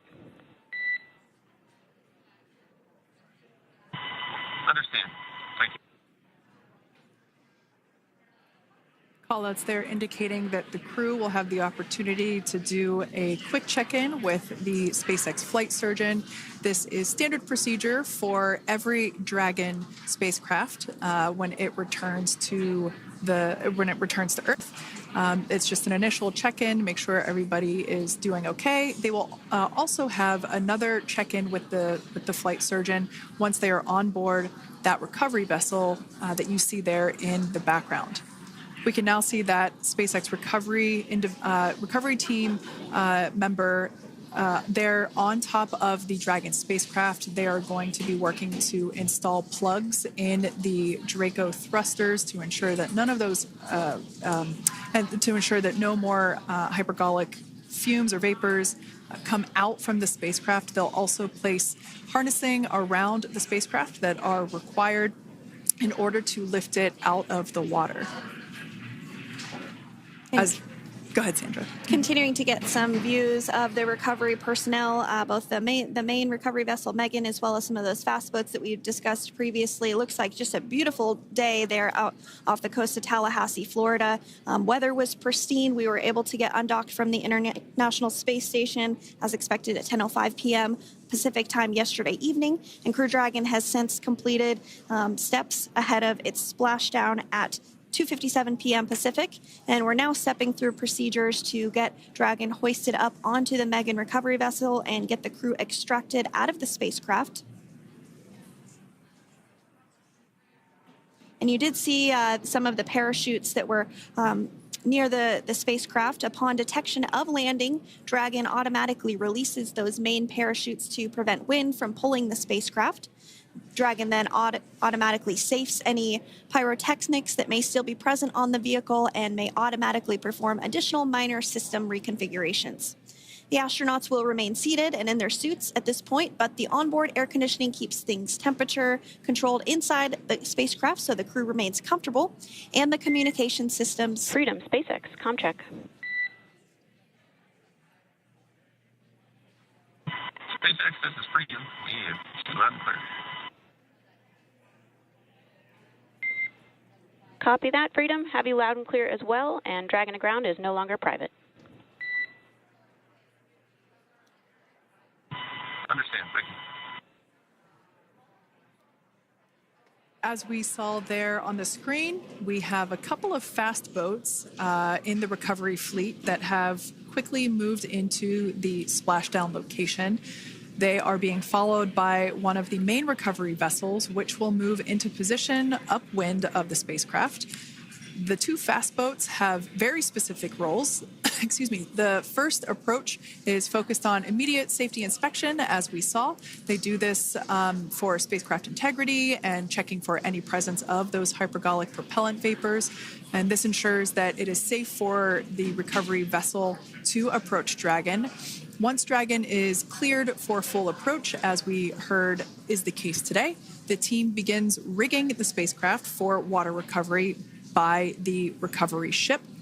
The second fast boat is responsible for parachute recovery and also serves as a redundant boat to the first one that makes the initial approach to the Dragon spacecraft. As we saw a little bit earlier, we were also able to see one of the recovery team members get on a jet ski to help gather up the parachutes that were automatically detached from the Dragon spacecraft upon splashdown. And it will take a little over 10 minutes for the recovery crew to complete their safety checks. Once they complete, the team will begin preparing Dragon to be lifted. And as you see, they are preparing for that to take place at this point. As part of the preparation for this lift, one member of the recovery team has climbed on top of the spacecraft already so they can attach Dragon's hoist rings and connect to the lifting lines. It will take us less than an hour to raise Dragon to the recovery boat and remove the crew from the spacecraft. After medical checkouts, the crew will return to land within 4 hours by helicopter. And if no additional medical assistance is needed, the crew will board a waiting NASA plane and depart for Houston.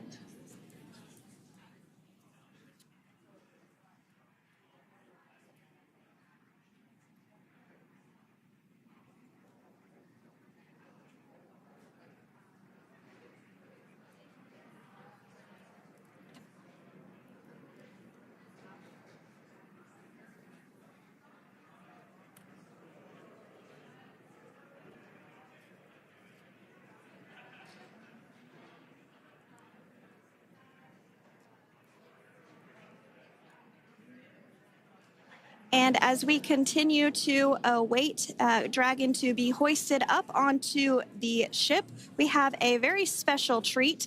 NASA Public Affairs Officer Jaden Jennings, who is actually on the recovery vessel and had a bird's eye view of the splashdown today. Jaden, how are you? How was the view from the recovery vessel? Hi, Sandra. How do you hear me? I've got you loud and clear, Jaden. It's so great to hear you. Awesome. So Splashdown, Sandra, was nothing short of be advised. spectacular. We are transitioning the forward link. Comm will be unavailable for approximately 5 minutes. Freedom comes.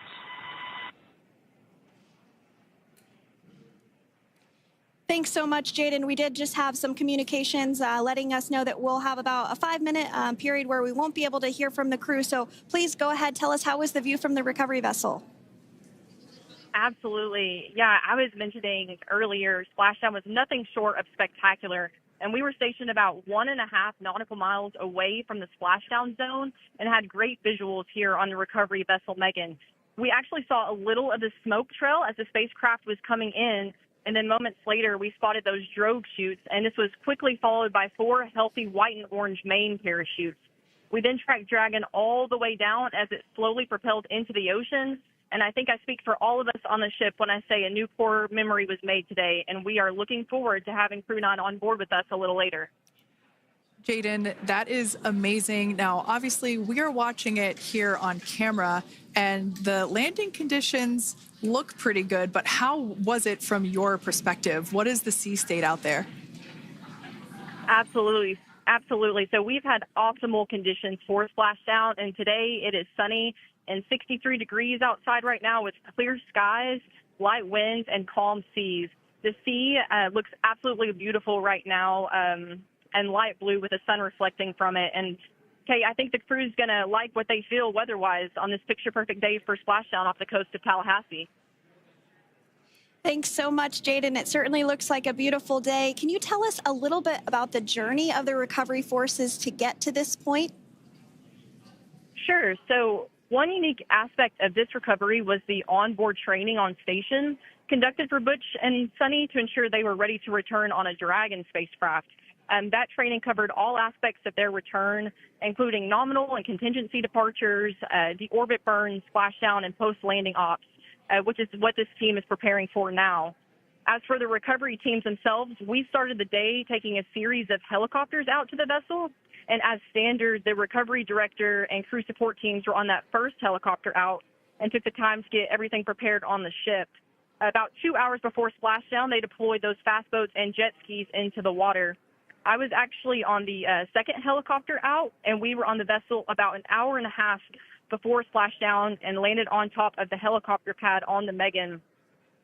And the teams have been working diligently across their respective disciplines this week, executing what can only be described, in my point of view, as a logistical masterpiece, just ensuring every detail has been in place for Crew-9's return. That is such great news. I'm so glad that you're able there to experience it in person. Now, can you tell us a little bit about what's next to retrieve the crew for the recovery personnel on board? Yeah, Kate. So coming up next, Dragon will be hoisted into the on-deck translation system, or the nest, at the aft end of the ship, and then will be translated pretty quickly towards that egress platform. We'll perform another series of safety checks as final precautionary measures just to make sure there are no hypergolic vapors present before opening that side hatch. And then once that side hatch of the spacecraft is open, the crew will be assisted out of the capsule one by one from NASA and SpaceX. Freedom, SpaceX, ComCheck. Freedom's got you loud and clear. Thanks, Nick. I've got you loud and clear as well. We have completed our forward link transition.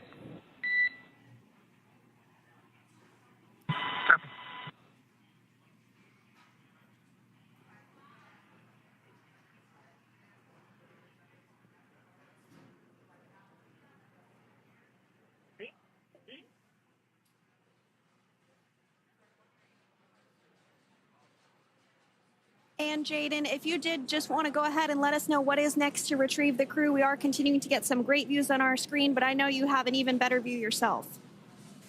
Oh, yeah, Sandra, this view is absolutely unbeatable. So just to kind of finish off what I was saying is once that side hatch of the spacecraft is open, that crew will be assisted out of the capsule one by one from NASA and SpaceX medical personnel, where they will then head to the med bay.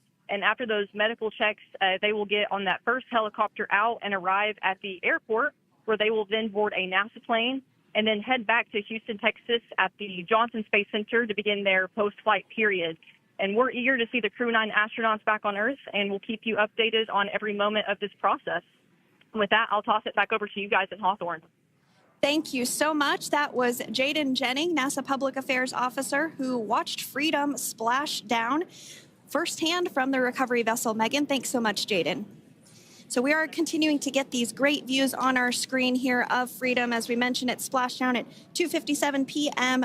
Pacific time off the coast of Tallahassee, Florida. The recovery personnel are continuing to step through procedures to hoist Dragon onto the recovery vessel Megan there, which is now coming into view. You can see just how close Megan is at this point. And that's that helicopter pad that Jaden was just discussing, where the crew will fly off of onto the coast of Florida, and then eventually they'll fly back to Houston.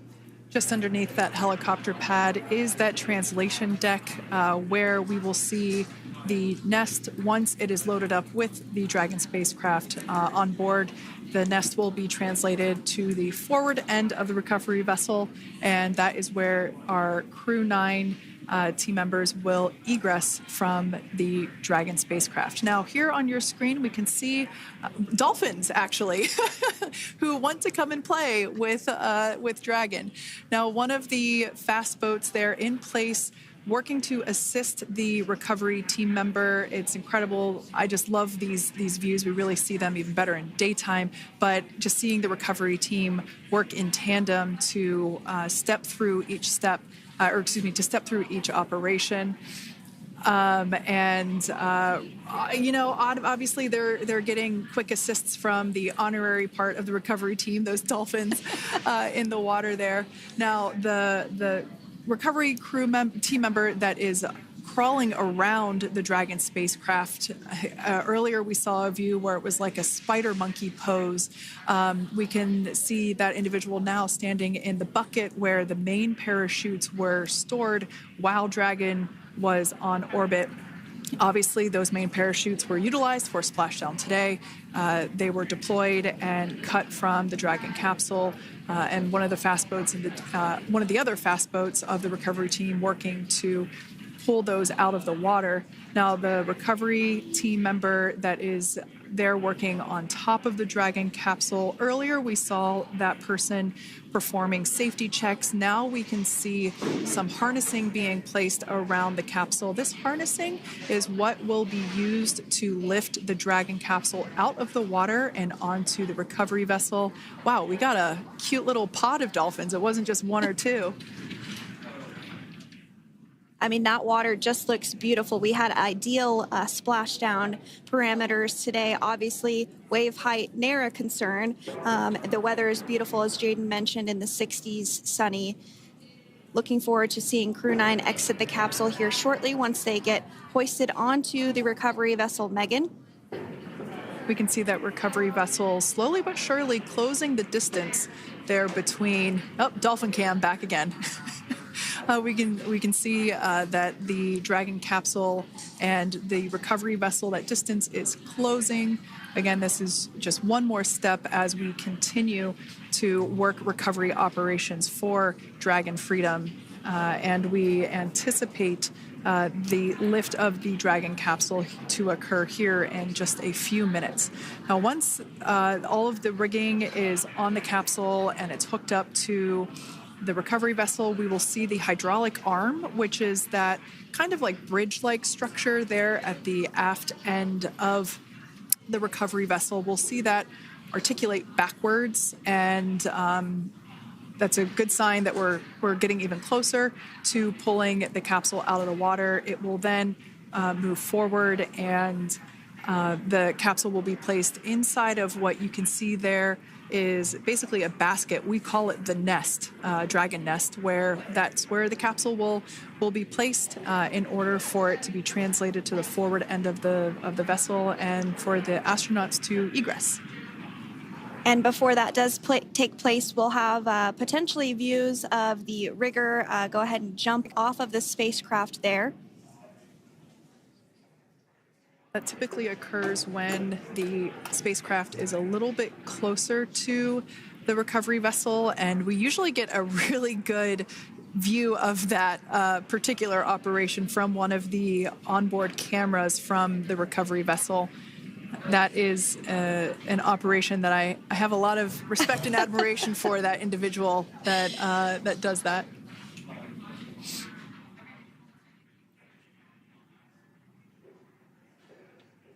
So again, Dragon continuing to get closer and closer to the recovery vessel Megan. You see some of those ropes now coming into view as well. If you are just joining us, Crew-9 Splashdown off the coast of Tallahassee, Florida at 2:57 p.m. Pacific time with NASA astronauts Nick Hague, Butch Wilmore, Sunita Williams, and Roscosmos cosmonaut Alexander Gorbanov. They're now working through procedures to hoist this spacecraft up onto the recovery vessel Megan. We just saw that hydraulic arm get lowered into the lifting position. That arm will be the mechanism that is utilized to lift Dragon up and out of the water and into the nest located there at the aft end of the recovery vessel. And the recovery vessel being used today is, as we mentioned multiple times, is named Megan, but that's actually after NASA astronaut Megan McArthur, who flew on Crew-2 a couple of years ago.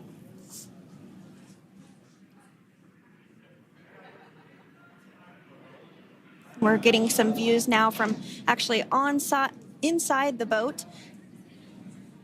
Yeah, you're exactly right. This view is straight down the recovery vessel. That platform that was closest to the camera, that is the egress platform. Freedom. Rigging is almost complete. Approximately 5 minutes until capsule lift. Great news there from SpaceX Core. So about 5 minutes left until we see Dragon Freedom get lifted out of the water. That hydraulic arm, as I said before, is the mechanism that will lift it.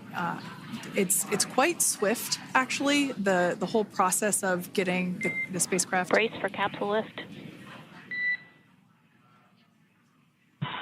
Bracing.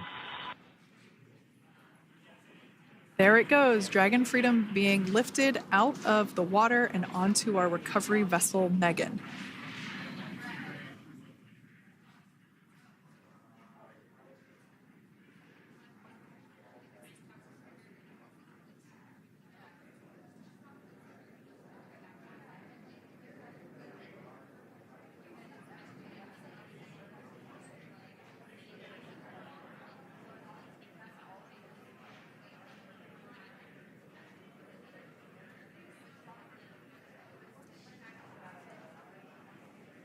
So once securely on...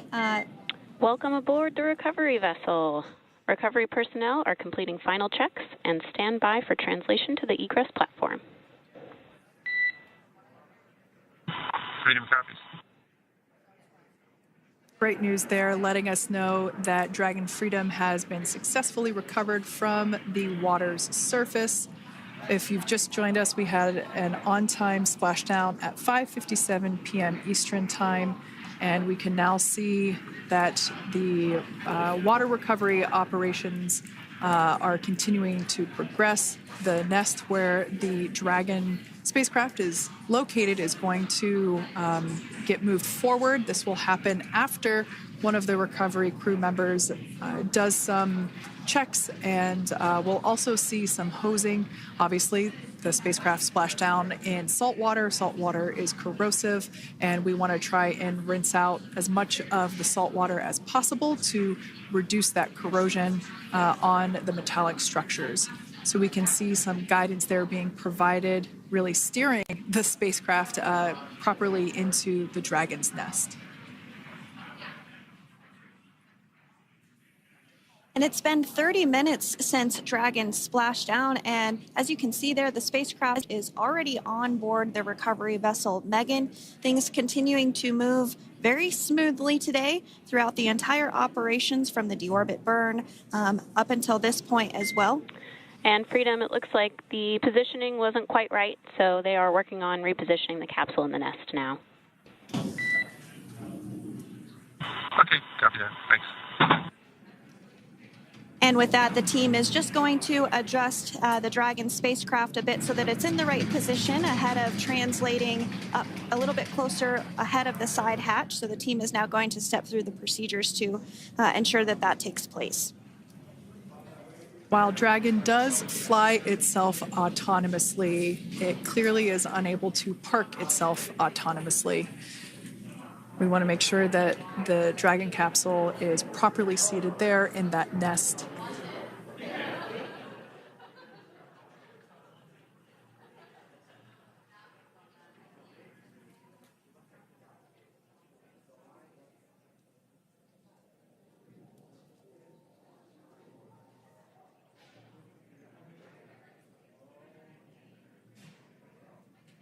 Once Dragon is fully seated in the nest, we'll probably see a bunch of that salt water come out from the bucket there located underneath the side hatch.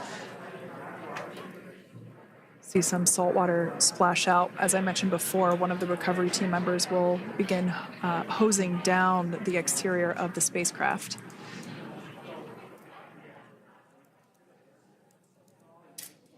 So you are continuing to get some great live views on your screen of Crew-9, which includes NASA astronauts Nick Hague, Sunny Williams, Butch Wilmore, and Roscosmos cosmonaut Alexander Gorbanov, who splashed down off the coast of Tallahassee, Florida, 2:57 p.m. Pacific time this afternoon. Now working to get that spacecraft situated in the nest. Just making some final adjustments and tweaks to ensure that it's nice and secure.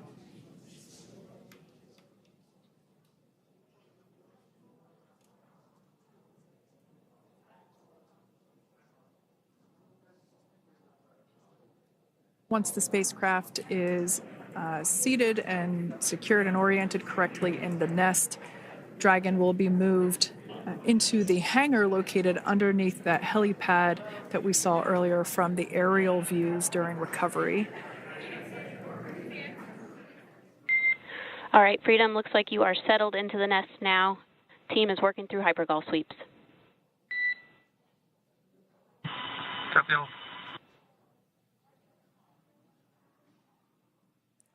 Call out there telling us that the recovery team is doing the second round of those hypergolic sweeps. This helps ensure that everyone, all the recovery team members that are located basically right where this camera is located on, towards the forward end of the recovery vessel, that they will all be safe once the spacecraft is translated forward. So we're just doing some additional steps to make sure that the hypergolic propellant that is utilized for maneuvering the Dragon capsule while on orbit, making sure that none of those vapors are still present on the exterior of the capsule. That's right. And there are a variety of individuals on board the boat that help with recovery operations. Not only do we have the recovery personnel that you see here, but we also have a doctor that will check out the crew members as standard procedure. As with any spacecraft that is returning from space, we always perform a medical check with the crew. So you will see the crew come out of the capsule and be placed on stretchers, just like with the Soyuz landing and with all of our Dragon splashdowns. That is the nominal procedure.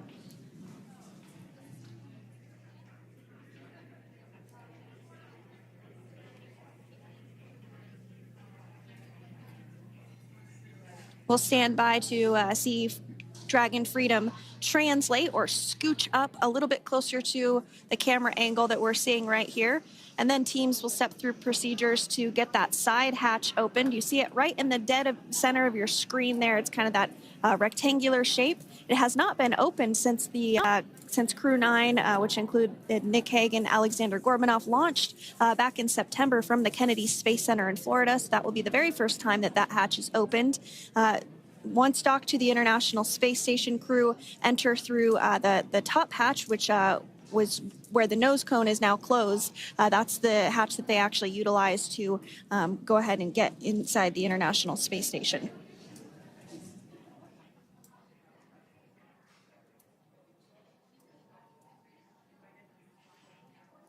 So as we get a little closer to that hatch opening procedure, you might start to see more individuals come into frame for some of that support. The ship has a maximum capacity of a little over 40 people on board, and it takes a variety of different roles, as we've discussed, to support. Also on board is the chief of the astronaut office for NASA, that's Joe Acaba.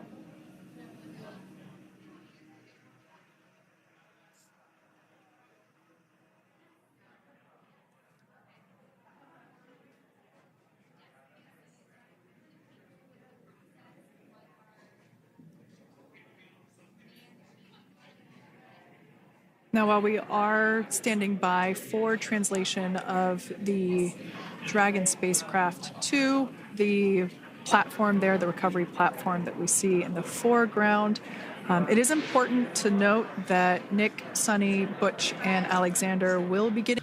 We can see the crew there using their restraints as resting places for their arms. They were just in space moments ago, so their arms were able to float freely. 400 meters. This is a gorgeous bluebird day here that we have for the splashdown of Crew-9. It's incredible to think that the Dragon capsule just minutes ago was going over 17,000 miles per hour. And now gently coasting to a soft splashdown. 200. Copy, 200 meters. Brace for splashdown.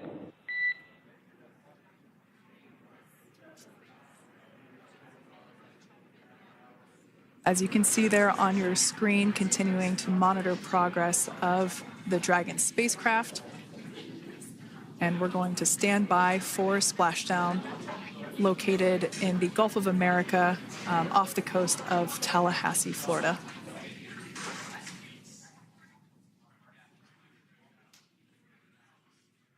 And Splashdown, Crew-9 back on Earth.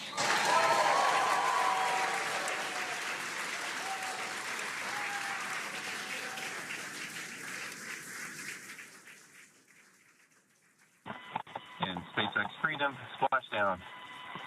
Good main release. Copy, Splashdown. We see main chutes cut. Nick, Alex, Butch, Sunny, on behalf of SpaceX, welcome home.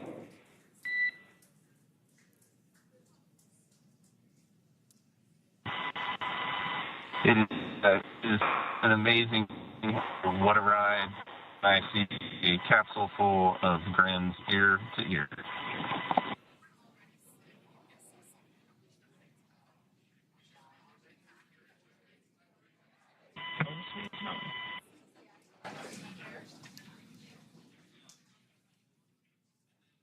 And as you can see on your screen, we have visual confirmation of Splashdown.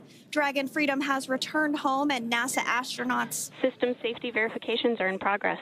We'll report back when recovery personnel are en route.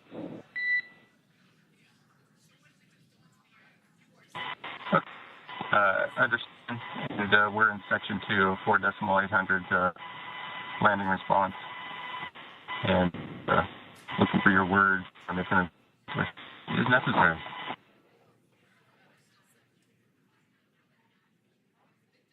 In the distance, we can see the recovery vessel making its way. Copy, you're in section 2 for the environmental assessment in 4.800. That is not necessary today. Understand. Raising buzz. So we will continue to have communications between the Corps and Nick Hague, the commander of Crew Dragon Freedom, which just splashed down 2 minutes ago off the coast of Tallahassee, Florida. Dragon Freedom has returned home with NASA astronauts Nick Hague, Sunita Williams, Butch Wilmore, and Roscosmos cosmonaut Alexander Gorbanov. They're back on Earth after approximately 17 hours of a return journey from space. The SpaceX recovery ship and team have been waiting for Dragon's splashdown, and they will now make their way to the splashdown location. The teams have been ready and waiting about 3 nautical miles away, so it's going to take them about 30 minutes or so to make their way and to SpaceX Freedom. Pretty sure we're in stable 1. Copy, stable 1. We see the same. It's going to take about 30 minutes for the recovery team to make their way over to Nick, Sunny, Butch, and Alexander, who are still seated and secured inside that Dragon spacecraft there on your screen. Incredible views there of that thermal protection system, or TPS. That Dragon capsule was pristine, white color before it departed the station, and we can see how the reentry phase, the thermal protection system did its job. Now, if you're wondering what that hole, that like bucket area is, that is underneath the side hatch. That is where the main parachutes were stored. So when we saw the Dragon capsule docked at station, it looked very different. The panel that protects and covers the main parachutes, that was still intact, as well as the panels that enclose where the drogue parachutes are located. We can see those fast Freedom. boats. SpaceX is go for recovery personnel to approach. Expect personnel alongside in the next few minutes. Freedom copies. We can see those fast boats. We weren't kidding when we said they were fast. While it does take about 30 minutes for the main recovery vessel to make its way over to the capsule, these fast boats will be doing a couple of things simultaneously. A couple of them are going to be working to retrieve the parachutes that you see in the background there of this drone shot. Those parachutes will be retrieved from the ocean surface. We want to make sure we are able to pull those out. The recovery vessel there closest to the spacecraft is going to be performing some safety checks. We can see there they're using an instrument that is basically working to detect if there are any hypergolic vapors or fumes that are still residing in and or around the Draco thruster nozzles or outlets. the hypergolic fuel, which is necessary for on-orbit burns to maneuver the spacecraft. Unfortunately, those hypergolics are unable to be breathed. They are toxic, and so this team here is doing those initial safety checks to make sure that it is safe for the rest of the recovery team to approach the spacecraft. They're also checking to make sure that any residuals from the pyros are safe and are not going to cause any issues. We can see the team working their way around the spacecraft to do these basically these sniff tests on all of those Draco thrusters. And as we continue to await the recovery of our Dragon spacecraft with NASA astronauts Nick Hague, Sunny Williams, Butch Wilmore, and Roscosmos cosmonaut Alexander Gorbanov inside, Dragon has autonomously completed several steps to safe itself following splashdown. We are continuing to see Dragon in what is known as Stable 1 configuration. That's kind of the ideal configuration following Pacific time. The crew is now on board the recovery vessel Megan, and the hatch is open. The next major milestone that we'll see is when the crew will actually egress or exit the spacecraft. But before that, they'll continue to, the recovery personnel will continue to install that protective area around the hatch and then remove the footrests. So we're a couple minutes away from seeing the crew egress, but not too long away.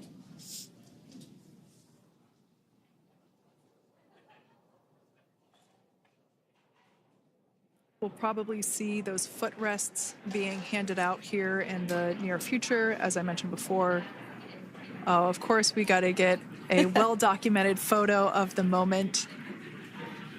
Although we can't see it from here, I'm pretty sure there are 4 smiles on board right now. And we did hear that report out from the commander, Nick Hague, following splashdown, that there were four smiles as far as he could see. Yeah, capsule full of grins. Now, generally speaking...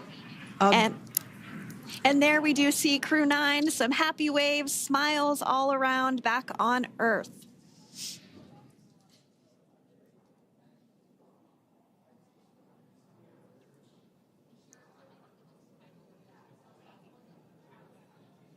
Generally speaking, we have the individuals in the 2 center seats of the spacecraft exit first. You might hear us refer to this as the exit process as egress. It's just another term for exiting the spacecraft. Generally speaking, we most of the time have the 2 center seats egress first, as it makes moving around inside the capsule a little bit easier.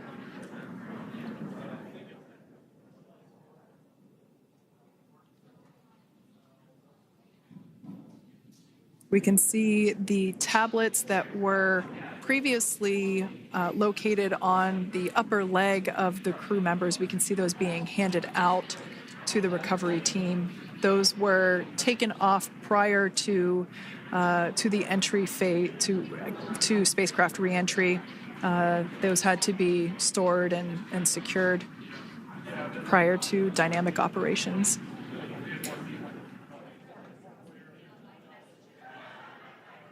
It looks like we are starting to see the footrests also be removed. I just saw one there on the screen. There are 4, of course, 1 for each crew member.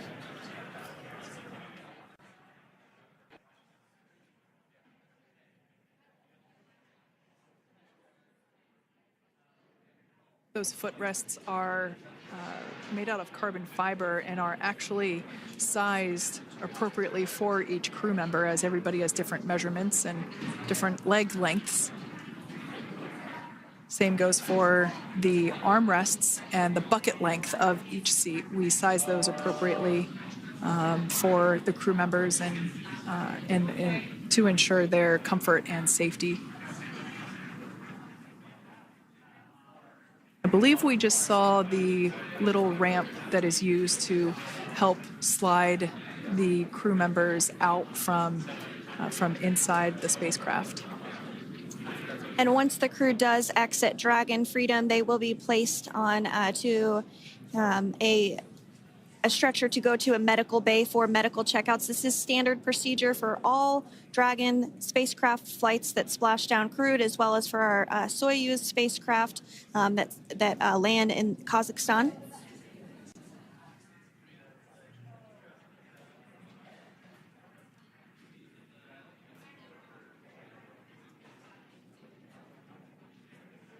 We could see the exterior of Dragon Freedom quite clearly in this shot, and it's such a beautiful sight. I personally prefer the capsule when it has some of that charring from atmospheric reentry. It is the signature sign of a capsule that has returned to Earth.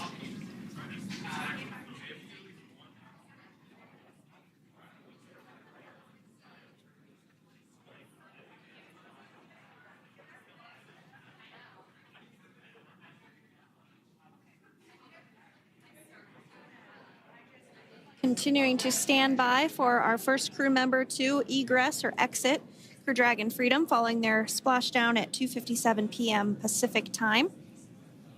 Dragon undocked from the International Space Station at 10:05 p.m. Pacific just yesterday, so it was about 17 hours of phasing.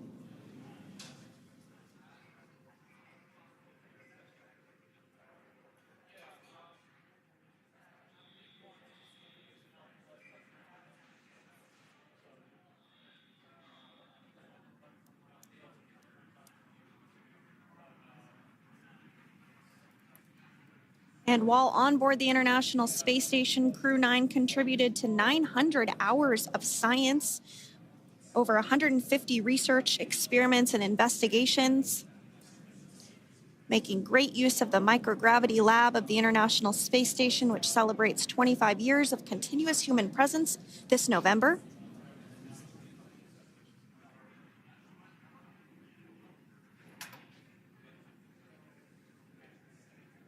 Looks like we're about to get our first crew member here upon egress of the Dragon spacecraft.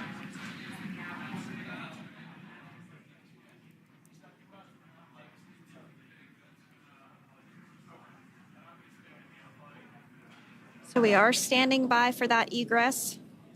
Outside of Dragon, you do see one of those stretchers. This is the expected procedure as the crew will be taken to medical facilities following their exit from Dragon.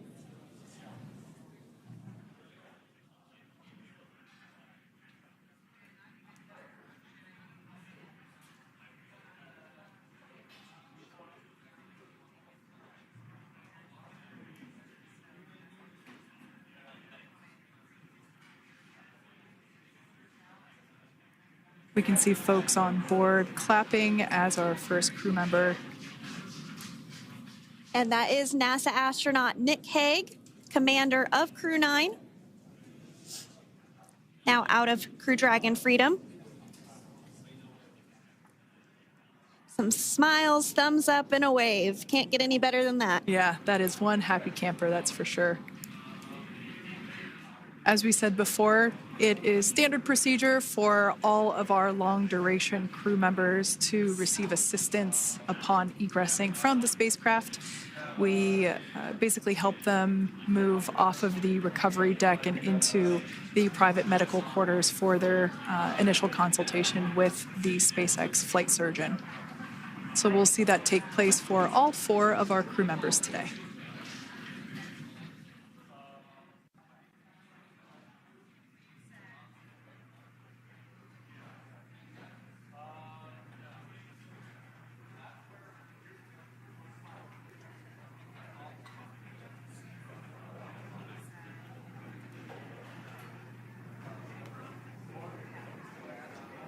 And we are standing by for the next crew member to exit Freedom.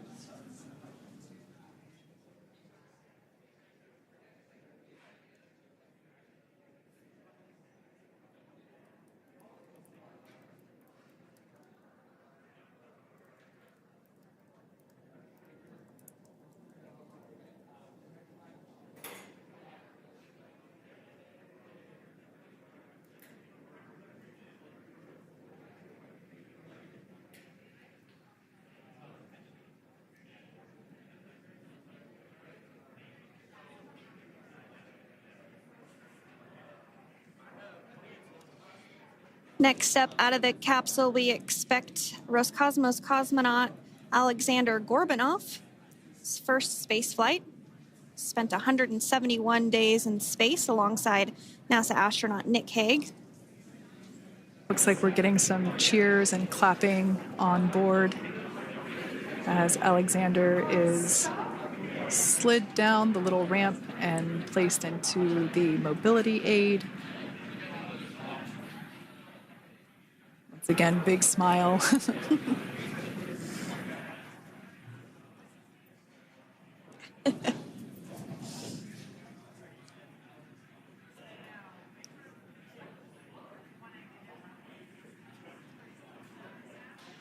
Now, the two crew members remaining in Dragon are NASA astronauts Sunita Williams and Butch Wilmore. They completed 286 days in space. One of the remaining footrests being removed from the Dragon spacecraft.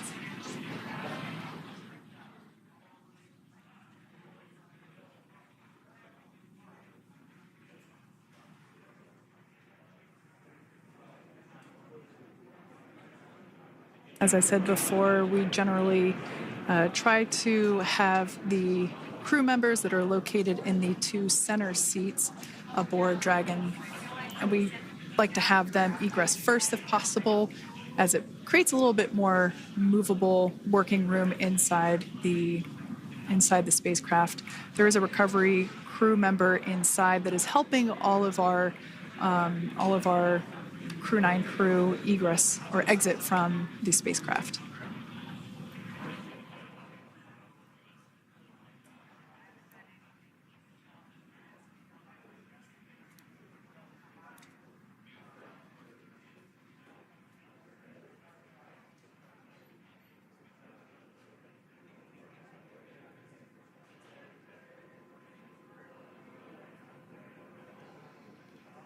We are standing by for the next crew member to egress or exit Crew Dragon Freedom following the splashdown not even an hour ago at 2:57 p.m. Pacific time.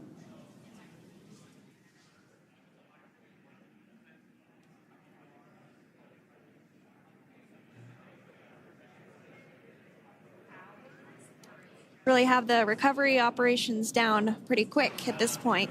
Yeah, it's pretty incredible to think that, you know, just 5 years ago when we were doing the initial demonstration missions of the Dragon for Crew Dragon, that now we're under about 30 minutes for, to retrieve the spacecraft from the water, and just several minutes here while it's been on board and to get everyone, really to get that side hatch open.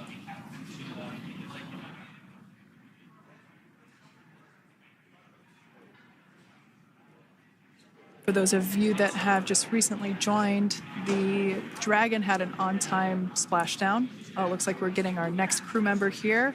That is none other than Sunita Williams. Big smile, big waves. She, like her other crew members, now will be assisted onto the mobility aid.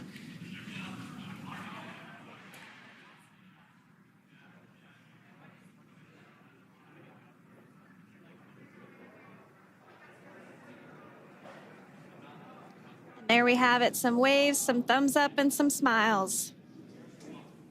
Definitely seems to be a theme among all recovery operations. Absolutely. And of course, that leaves NASA astronaut Butch Wilmore inside Dragon in seat 4.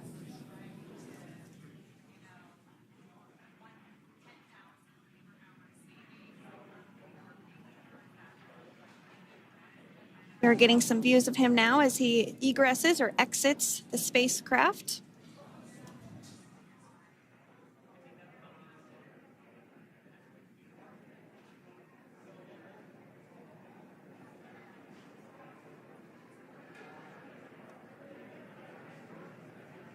Once again, some elation and cheers there from Butch Wilmore.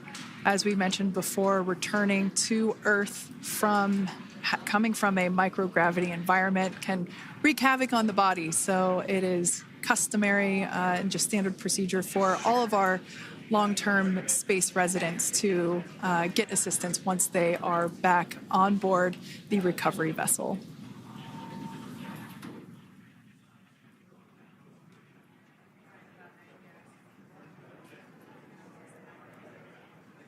Well, now that Nick, Butch, Sunny, and Alexander are safely back home on Earth and getting checked out by the NASA medical team, we're going to wrap up our live coverage of their return. The Crew-9 mission began a little differently than usual since Butch Wilmore and Sunny Williams were already aboard the space station when Nick Hague and Alexander Gorbunoff arrived on the Crew-9 spacecraft in September. Having arrived as the crew flight test crew for Starliner, Wilmore and Williams were fully incorporated into the space station's Expedition 72 team and began research and other work aboard the station along with the other crew members. Williams commanded the orbiting laboratory for much of the expedition. After a successful liftoff and separation from Falcon 9, Nick and Alexander made a short flight on board Dragon to the International Space Station. Veterans of long-duration space station missions, both Williams and Wilmore conducted spacewalks during their 9 months in space. Like all crews on the station, Crew-9 had the ability to leave at any point had there been an emergency. With their full-duration mission coming to an end, the crew began packing up their personal items for their return to Earth about a week ago and worked through tasks and shared lessons learned with Crew-10 teams as they arrived a few days ago. Their journey home began about 17 hours ago when they closed the forward hatch to Dragon and undocked from the space station at 10:05 p.m. Pacific, 1:05 a.m. Eastern. After 4 successful departure burns and a phasing burn to line up their orbit, Nick, Butch, Sunny, and Alexander rested for a few hours before waking up to prepare for re-entry this morning. We jettisoned Dragon's trunk and performed our final on-orbit maneuver, the approximately 7.5-minute-long deorbit burn, and that occurred at 2:11 p.m. Pacific, 5:11 p.m. Eastern Time. And that sent Dragon on its path home. The spacecraft re-entered the Earth's atmosphere and slowed its descent with successful deployments of 2 drogue parachutes and 4 main parachutes, with the final splashdown occurring off the coast of Tallahassee, Florida at 2:57 p.m. Pacific, 5:57 p.m. Eastern. Following that successful splashdown, we saw SpaceX recovery experts move in and prepare Dragon Freedom for its lift onto the recovery vessel. And just a little less than an hour following splashdown, we saw Nick, Sunny, Butch, and Alexander make their way out of Dragon and into the recovery ship's medical facilities, safe and sound. Next up, they'll catch a helicopter flight back to shore, where they'll transfer to aircraft that will take them home. The astronauts will take a NASA plane for the short flight back to Houston, where they'll be reunited with family and friends to bring an end to this mission. It's been an honor and a privilege to share their journey with all of you as we continue this new era in human spaceflight. Return today marks the end of the direct handover we executed after successfully launching the Crew-10 mission to the space station just last week on Friday, March 14th. Thank you, as always, for joining us for tonight's coverage of the splashdown of Crew-9. Remember to follow SpaceX on X and NASA online and on social media for updates for the very latest on crew and cargo flights to and from the International Space Station. And we'll continue to share the progress of Nick, Sunny, Butch, and Alexander on social media as they travel back home.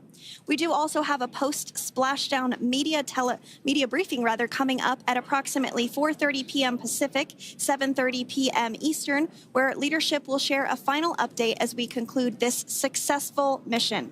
So, from all of us at NASA and SpaceX, welcome home, Crew-9. So long.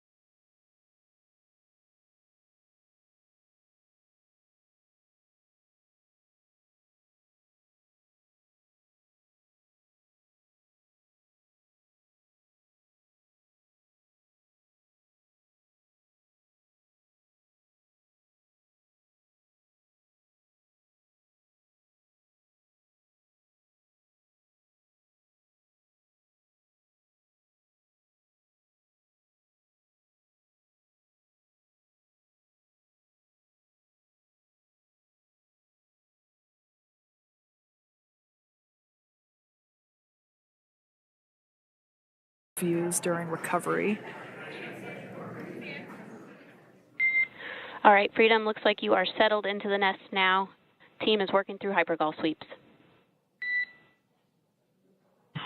Copy all.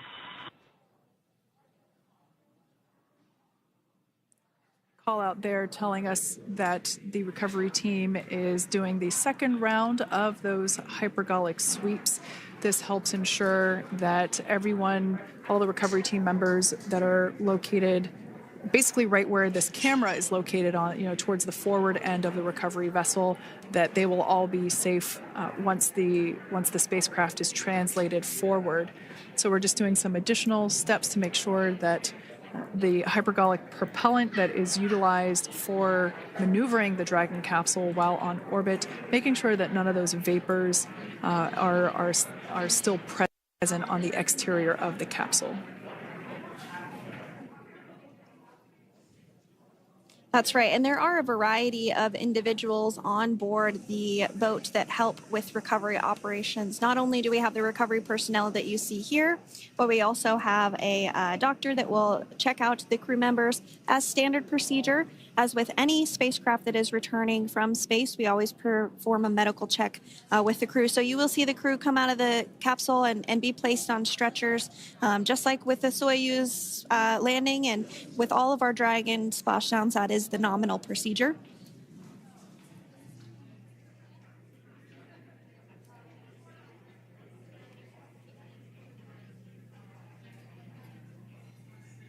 We'll stand by to see Dragon Freedom translate or scooch up a little bit closer to the camera angle that we're seeing right here. And then teams will step through procedures to get that side hatch opened. You see it right in the dead center of your screen there. It's kind of that rectangular shape. It has not been opened since Crew-9, which included Nick Hague and Alexander Gorbanov, launched back in September from the Kennedy Space Center in Florida. So that will be the very first time that hatch is opened. Once docked to the International Space Station, crew enter through the top hatch, which was where the nose cone is now closed. That's the hatch that they actually utilize to go ahead and get inside the International Space Station.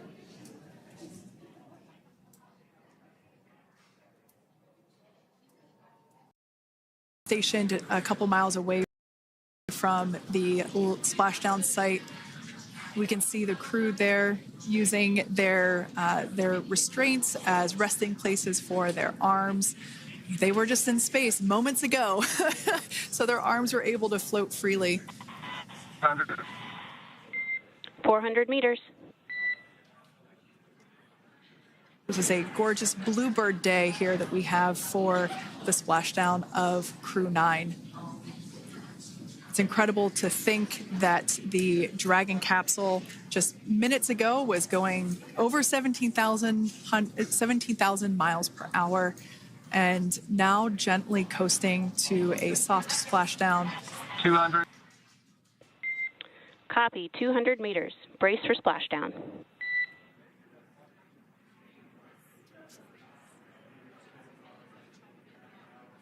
As you can see there on your screen, continuing to monitor progress of the Dragon spacecraft.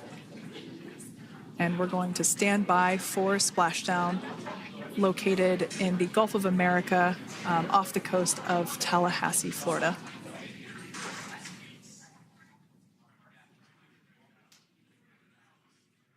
And splashdown, Crew-9 back on Earth.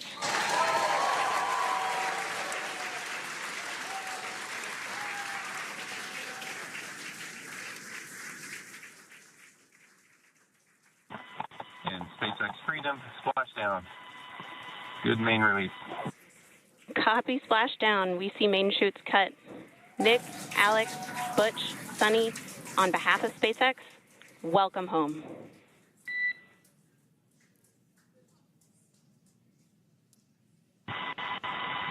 It is an amazing, what a ride. I see a capsule full of way for the crew members and to ensure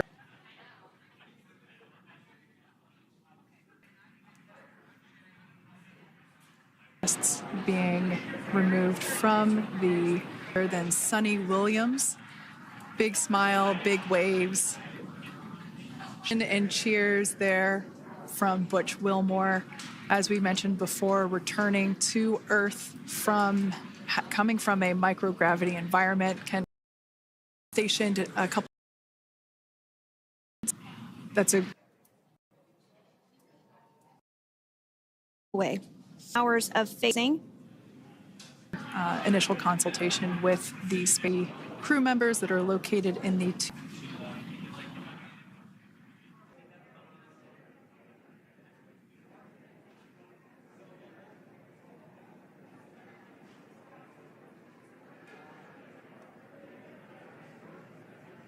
once again, some elation and cheers there from Butch Wilmore. As we mentioned before, returning to Earth from coming from a microgravity environment can wreak havoc on the body. So it is customary and just standard procedure for all of our long-term space residents to get assistance once they are back on board the recovery. Stationed a couple miles away from the Splashdown site. We can see the crew there using their restraints as resting places for their arms. They were just in space moments ago, so their arms were able to float freely. 400 meters. This is a gorgeous bluebird day here that we have for the splashdown of Crew-9. It's incredible to think that the Dragon capsule just minutes ago was going over 17,000 miles per hour, and now gently coasting to a soft splashdown. 200. Copy, 200 meters. Brace for splashdown.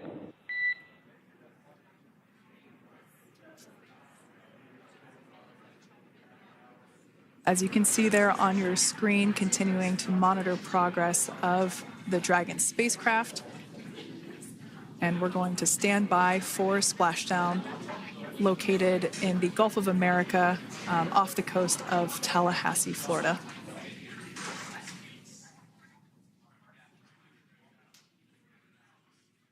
And splashdown, Crew-9 back on Earth.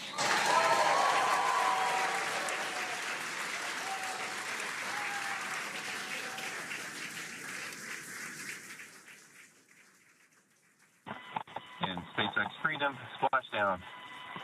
Good main release. Copy, splashdown. We see main chutes cut. Nick, Alex, Butch, Sunny, on behalf of SpaceX, welcome home.